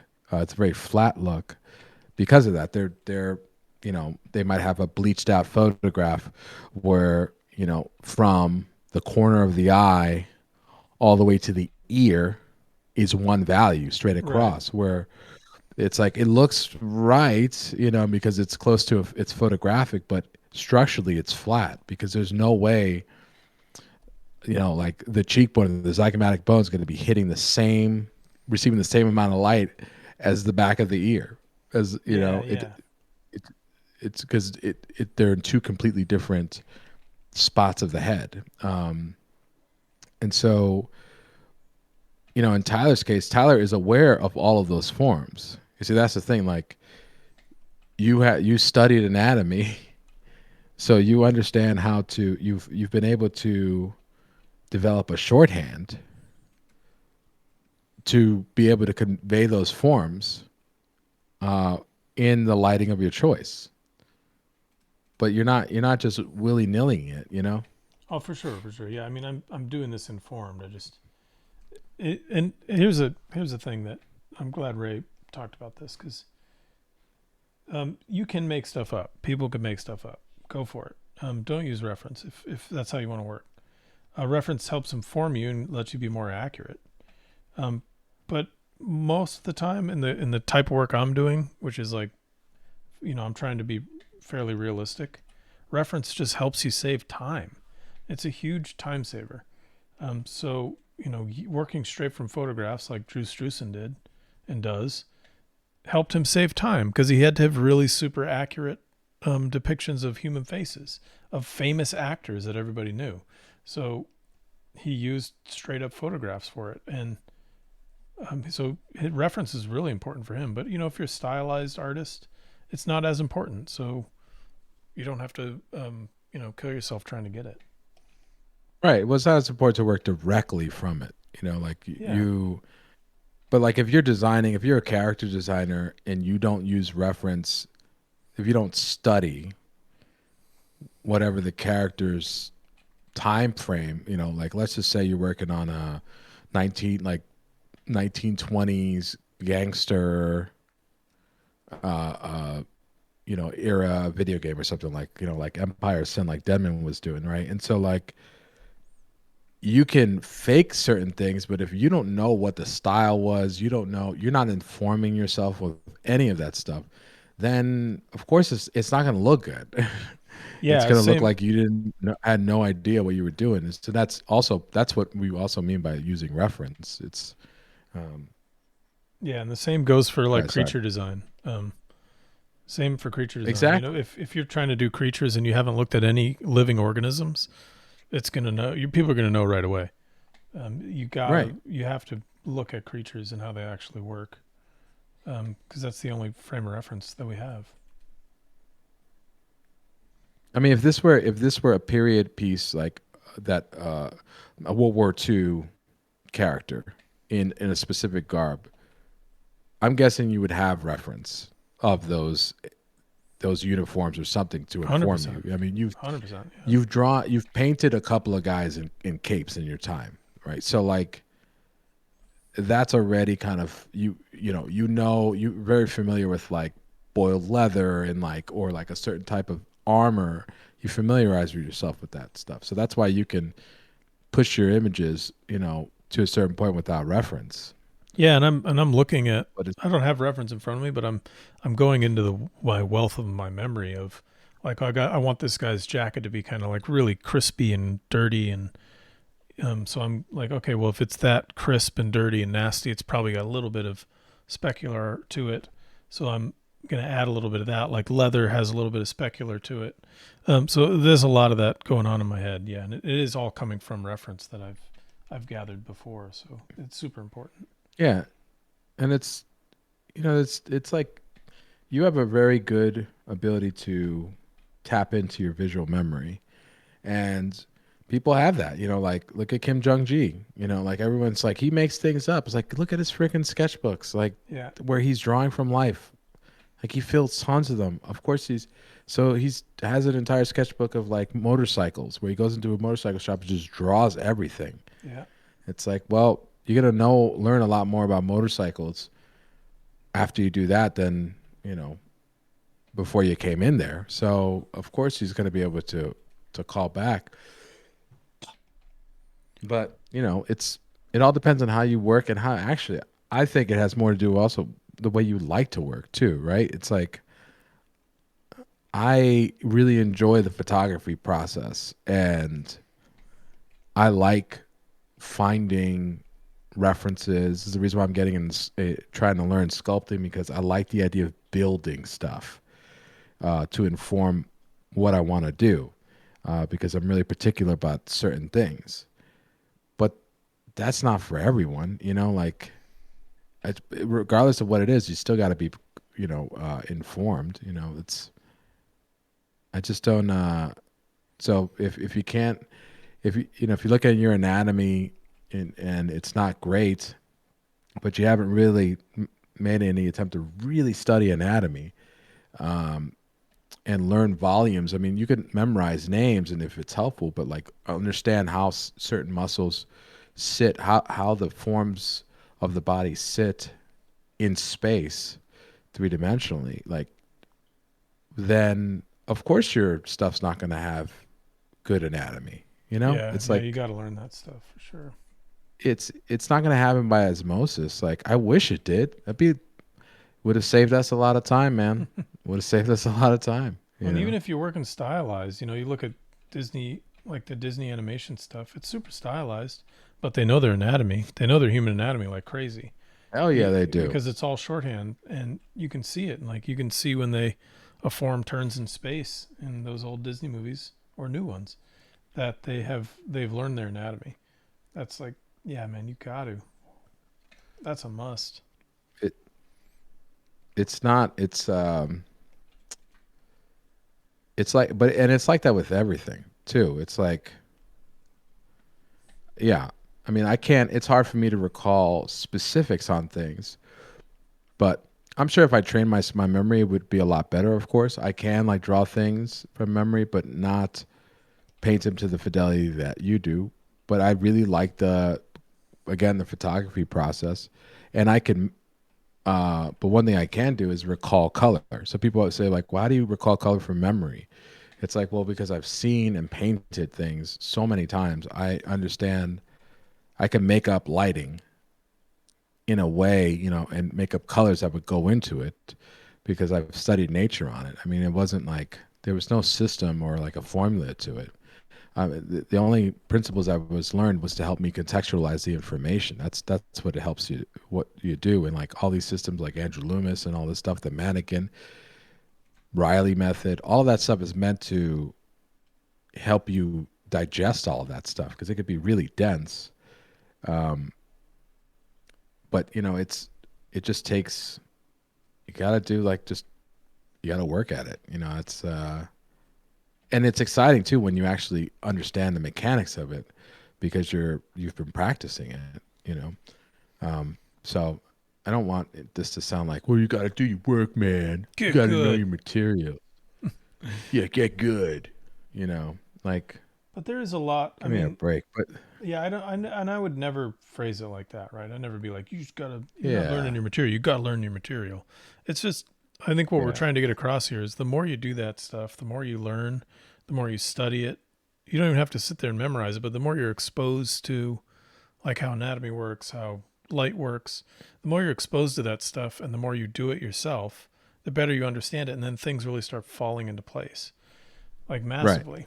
right, exactly, exactly. And also, like the reason why, I mean, forgive me for sounding blunt on it, like saying like, but like, you know, I've seen a lot of student work, and people have told me, you know, I teach the intro to life drawing course, and I've had students come up to me and says, well, you know, my figures aren't really good, and they show me their work, and it's like, well, of course your figures aren't really good. You haven't studied the figure. I mean, like, what do Yeah, you expect? Like, yeah, so I'm just saying, like, don't beat yourself up because you don't know random, you know, how to do something when no one showed you, you never studied it. I mean, you know, that's an unrealistic expectation to put on yourself. yeah, Um, and of course, and that's kind of where I'm if you coming haven't from. studied it, of course it's not going to look right. Like that's obvious. Yeah, I mean, it's taken Tyler almost 40 years to learn the guitar.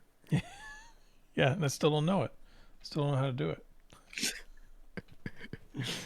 Uh, yeah, I mean, it's yeah, I think that it's yeah, yeah. Tyler and I have very like we talk about this all the time because it just comes up all the time. Like it's just, you know, I don't, I honestly, I haven't met professionals that are like that.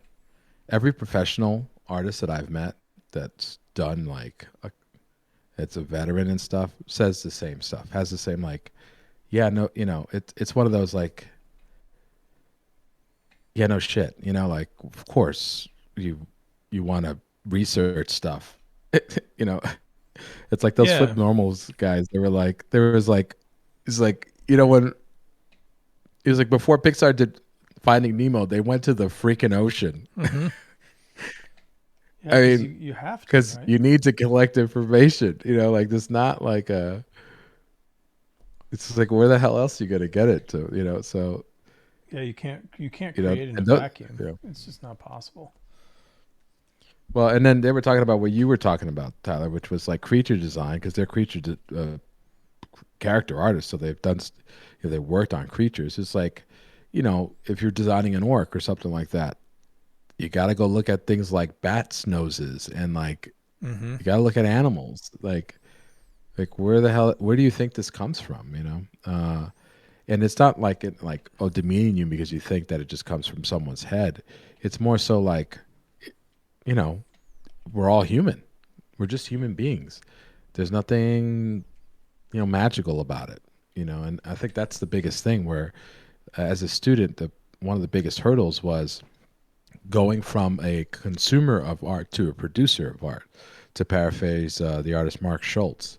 You know, like it's, you have to know kind of the ins and outs, and a lot of times that's like you have to look behind the curtain. And it's like, yeah, of course, when you learn the tricks, magicians don't seem as, you know, incredible to a in a consumer's perspective, you know, of the spectacle. But it actually makes, you know, as an artist, as a producer, it makes you appreciate that artist even more, you know, like like because how difficult it is to take these principles and like things of value and color and design and shape, value, color, and put them together in to communicate specific things, and it's pretty nuts, so it's not like people get less better. They actually get, those artists that you love get even better because what it took to actually pull something like that off. Yeah. I'm glad you brought up like magicians, because it's a perfect analogy. Like magicians are masters of human perception. Like nobody knows about human perception better than magicians. So you, in a lot of ways, we're trying to do the same thing as artists. If you're creating three-dimensional things, if you're creating paintings, you're trying to manipulate human. It sounds terrible, but you're trying to manipulate human perception. Like I said earlier, Ray is not painting a three-dimensional thing. He's painting a two-dimensional painting, and he's tricking you into thinking that it's a three-dimensional. What you're viewing is a three-dimensional scene. So understanding at least that aspect of human perception goes a long way in creating art, and it's a great thing to study. Studying how we see, how light affects our eyes. All of that's really important. It's funny. It's like, I think a lot of that stuff. I was thinking about. I forgot what it was. I was teaching years ago. I was teaching this intro to illustration class, right? And I was about to come inside the classroom. I think it was on the other side of the in an adjacent classroom, and I could hear the students talking. And one of them had said, like, they were all. It was really shocking. They were like, "Oh, well, I'm never going to be any good anyway, so I just figured whatever, And they're like, "Yeah, we totally can't be as good as the people that are, that we're looking at. I mean, it's impossible, Yeah. And it's just like, you have to understand, like, it is. It was like, oh, people are just good, and like that artistic. I honestly think like the whole idea of like the genius artists and stuff. I think artists are just as responsible for it, because as anything else, because they, I think it's really nice to tell people, like, yeah, I'm sure, what would you rather tell someone? Oh, I worked my ass off on this piece and I really struggled and almost failed it, almost threw it out, but I managed to pull something together, and I'm glad you like it. Jeez, it was a tough one. Or would you say like, oh yeah, I just kind of thought about it and it was pretty easy. It was pretty quick. It went pretty quick. Yeah, the mystery. I Like mean, you want it's a to, craft, right? So you want to yeah. protect your own craft. Like I don't give a shit, but like I know other artists do. Because like, what the hell am I gonna hide? Right, but I mean, like, you don't care, right? And neither do I. But No. there's a long history of it being the craft, right? It's being Right. like Vermeer is going to guard his methods really intensely because it's this guild scenario, and I feel like that mentality kind of has made its way to now, where someone's like, I'm competing in this field. I don't want people to know how I do things, so I'm going to be a little more guarded about it, and that in turn is going to add sort of like mysticism to it, this magical ability that you have, when in reality it's just like you just worked hard on it and did the same things as any other artist. And you had you're right, and and you had good training, and you just did a lot of it, and congratulations, you're able to. That's no small feat, It takes a lot of work to get really proficient, to do it professionally. Right, and you're totally right. You're totally right about that. And it's like, I just, it just annoys me. But it's funny. Like we say that, and then, but people won't believe us anyway. Yeah, like you and I have we laugh about that. We have arguments with people saying like, "No, I wasn't born with this." Yeah, I'll constantly. Like, I have look it at my all the hand. time. Yeah, it's like I can't Look at draw my that. eye. It's like, yeah, like I can't even draw a stick figure. And it's like, yeah, but I bet I could teach you how to draw something more than a stick figure. I bet I could. It's going to take a long time and you have to work really hard at it, but I bet I could. Right. Right. It's like saying like you can't. You don't. I don't know how to drive a car. Yeah. It's I like, I well, you can't could drive a learn car. how to drive a car. You're not going to be. Listen, you may not be Dale Earnhardt or Mario Andretti, but you'll learn. You'll know how to drive a car and Yeah, get from 100%. point A to point B. And you could. It's the same thing with, with with art. It's. I But totally agree. yeah, it's. Preaching to the choir here. I know, right? So, yeah, that's it. I'm done. I'm done ranting about that. How dare you? Be done. I know, right? Well, because I think it's just like we're also like we're not, and we're not. We used to. I used to think at least like, oh, if I get to this level, I'll be happy. You know, if I get as good as so and so, this artist, I'll be happy. And the truth of the matter is, like, it's not. We're always. I'm always, and I know Tyler, you feel the same way. Like we're always just trying to get better. Yeah. Like, cause it's just like I never think my work is good enough, never. And I'm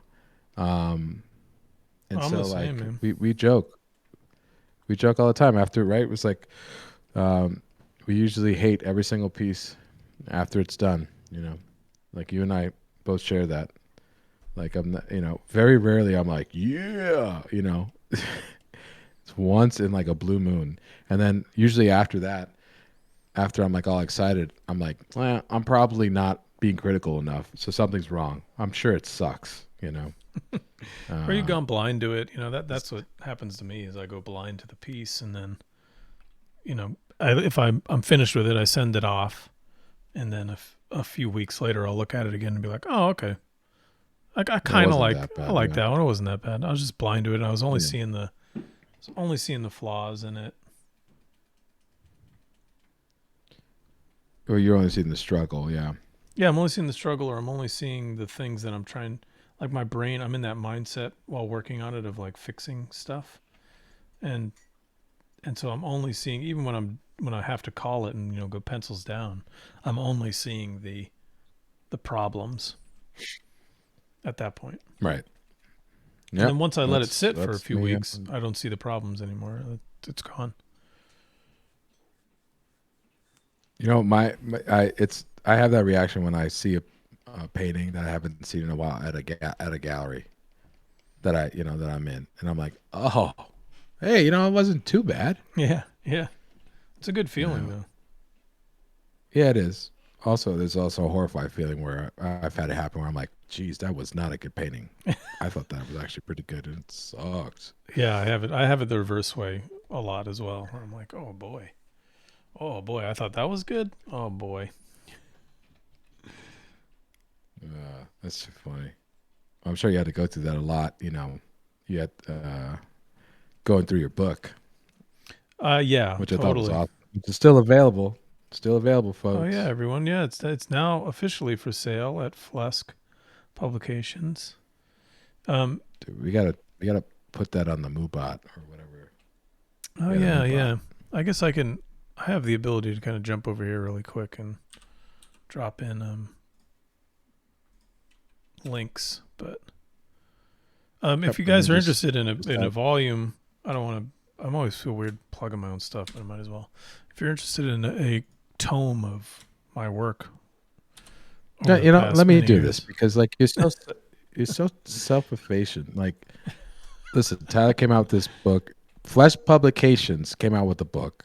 Okay, they publish people like Mark Schultz, Al Williamson, Steve Rude, just tons of they published Spectrum for a while. I mean, yeah, for like like almost 10 it's years. just not like oh my yeah, it's like it came out with a monograph. If you haven't seen it yet, it's incredible. Go see it. It's how many pages, Tyler? I What's the think we standard did. edition? There's I think we two, did. two editions, right? I think we did about 164, and then for the deluxe edition, we added in 16 more pages of like sketches and stuff. Just like more more processy kind of stuff. A lot of sketches and paintings and things that were not done for jobs that were more like sketchbooks and stuff. I highly recommend people grabbing the deluxe edition only because I really liked how it turned out. And it's really pretty. There you go. And that's Tyler saying that. So, but yeah, so I think it's beautiful. Thank you, It's a man. really Appreciate great it. book. It's There it definitely is. in my rotation. 160. Okay. Thanks, Monkey Ass. Yeah, so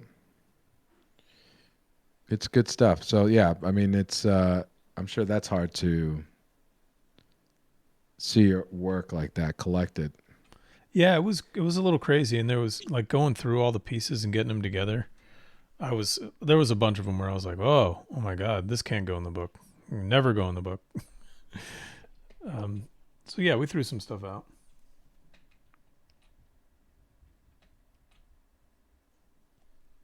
Sorry, I just had to go grab more. Oh, we got an 8-minute warning. Hold on. Conrad. Yeah, the one with the slipcase is the deluxe edition.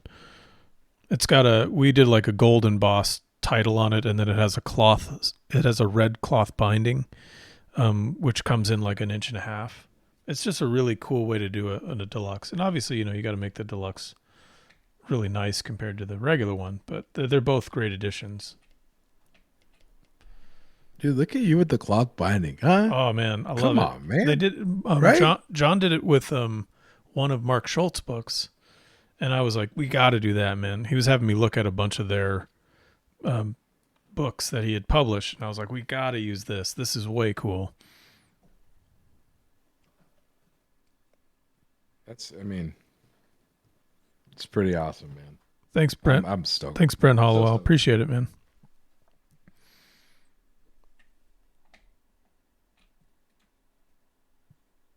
Trying to find my damn acrylic. Yeah, man. I'm glad you like it. It's been a dream for me to put a book together like this, and it was a really fun process. I will be doing more. There's going to be a volume 2. We're going to work on that probably later this year. So.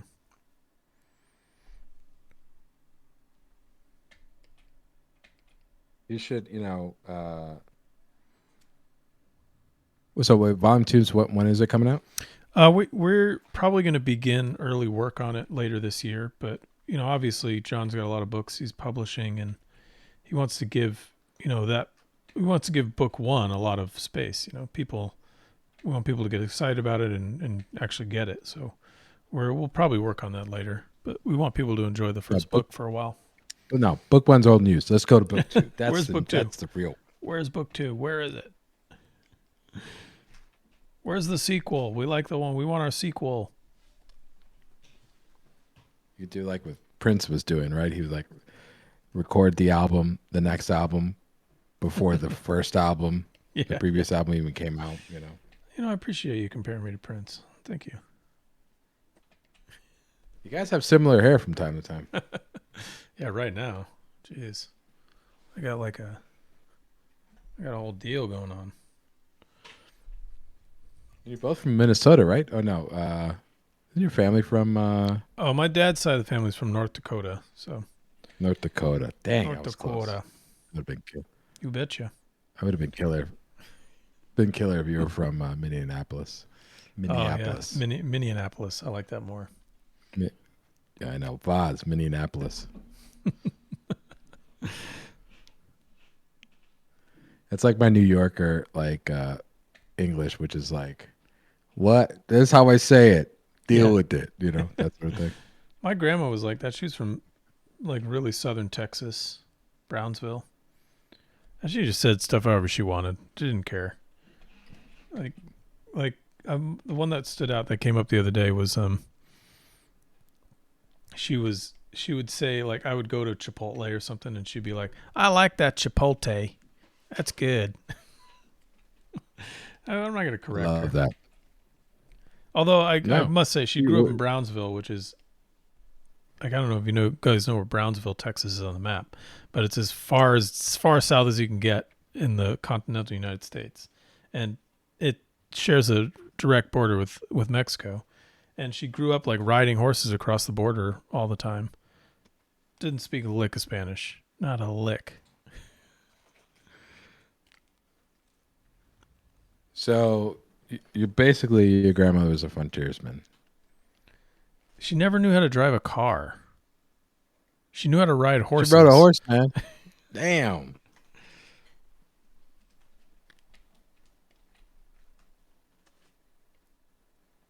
Oh man, I'm getting that Rembrandt light on this guy. Dude, I cannot find my ivory black. Where the hell did it go? Nah, you don't need ivory black. Use Mars black. Oh my god, it was in my apron the whole time. Dude, so using those, we didn't talk about this on the stream. We only got about 3 minutes left, but I've been using those. Okay. I've been using those paints. I think we talked about this a little bit last week. Those paints that Mark Carter puts out, Geneva paints. Oh yeah. I've been using those a lot lately, and he kind of pre-mixes them. Not kind of. He intentionally pre-mixes them with clove oil and a little more linseed oil than you would usually get, and they're just amazing. They have this. The clove oil makes them stay wet, so they're wet forever.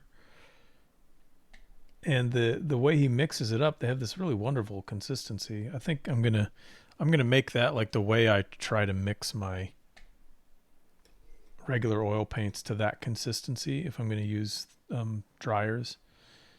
But Yeah. I'm having a good time. Oh my god, I'm so happy that you are too. Like, I need to get back to that realm where I'm using like that's like that consistency of oil paint is the way I like to paint with oils. Dude, yeah, it's Like perfect coverage. Yeah, and straight out of the tube is horrible because it's so stiff. It's too stiff. It's too like if you want a heavy impasto, cool, but that consistency, and it takes time to mix it all up, but it's so good. Yeah. No, yeah. I mean, we were talking about that. Like, and I used to prep my paints, just to mix a ton of my paint in my palette, and put clove oil, a couple of drops of clove oil, and some poppy oil, which is it's the slowest of the drying oils, and those would be. It would dry really fast. Like it would take a while to dry on the canvas, on the painting itself, but not too bad. But in the palette, it would stay wet for months because I'd have it all covered up and everything.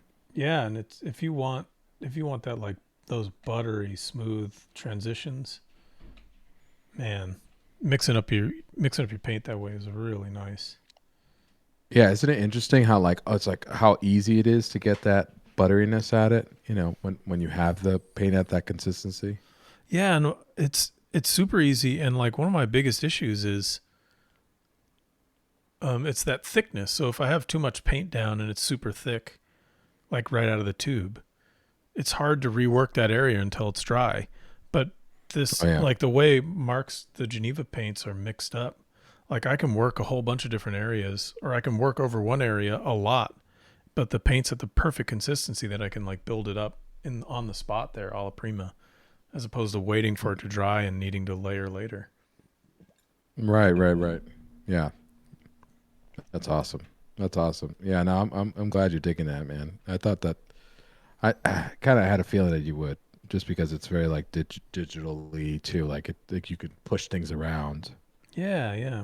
I think I used to always think like with acrylic I can do that, and it's nice. Like not push things around, but layer really quick, and I like that.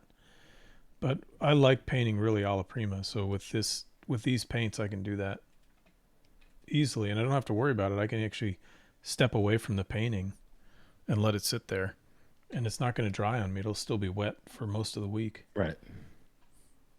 Yeah. Well, maybe that. You know what? Let me see. Let me take a look at your piece here. It's looking awesome. I'm just getting into detailing. All right. Well, that's it. So listen, I'm giving you a deadline. Either you finish it off camera, or you got to finish it next episode. Yeah, I agree. We don't want to see it anymore. I got you. Although you got to give me, before we go off the air, give me your opinion on this. Can you see my piece? Yeah.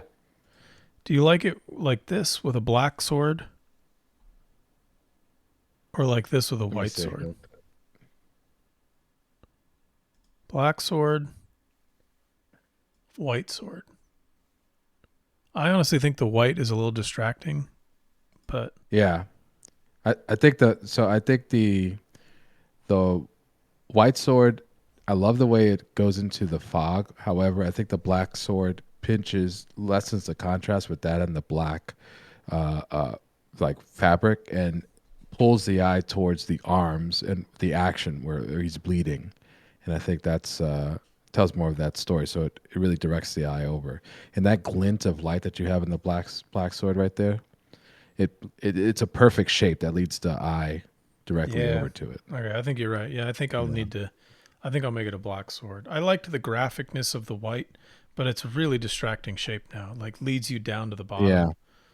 Yeah, you're right. Yeah. You're right. That's tough, but it was a smart transition. I really love the way you handle the edges on that, for sure. But I think that's like the eye goes right to the arms, which is where all the action is, and the head, Yeah, you're right. because it's Yeah. got a beautiful, All right. Or you know what, just put a whole cape. If it'd be great if it were a cape, Just have a cutting cape through. blowing in front of Mhm. everything. Yeah, there you go. Then you have to think about the sword. There you go. There is no Classic. sword. All right. So you're going to finish this up next stream. I am going to continue blocking in this underpainting next stream. If I do, no, I think I'm going to, yeah, I'll keep working on this underpainting next stream in acrylics Nice. because I have an oil painting upstairs that I'm working on. So yeah, so I think everyone will see kind of the full progression of this. Like I think 2 paintings ago, everyone saw that. So. Well, great, man. Great stream. Thank you so much, everyone, for coming out. I've been Ray Bonilla. You can find my work at raymondbonilla.com and on Instagram at Ray Bonilla Painter. That's one word. And who are you, sir? I have been, and always will be, Tyler Jacobson. And you can find me at Tyler Jacobson Art on Instagram, and my website's Tyler Jacobson Art. So that's me. And Awesome. this is us signing Awesome. off for this wonderful week. Yeah, thank you so much, everyone. And so please do consider following us on the Livebrush Instagram page. That's where we post all of our show days, when reminders and things like that. Also, we share also the artwork from our episodes and just general things that Tyler and I are working on. So it's a great page, and also you got some interesting art that gets updated regularly in the stories. And that's Livebrush, just one word on Instagram. And for those of you watching us on demand on YouTube, thank you so much for watching us. Consider leaving us a like if you like what you see, and dislike if you don't. And consider subscribing for more episodes like this. So you could watch our entire catalog of episodes that are all available on YouTube. So. But again, thank you again to everyone in the chat.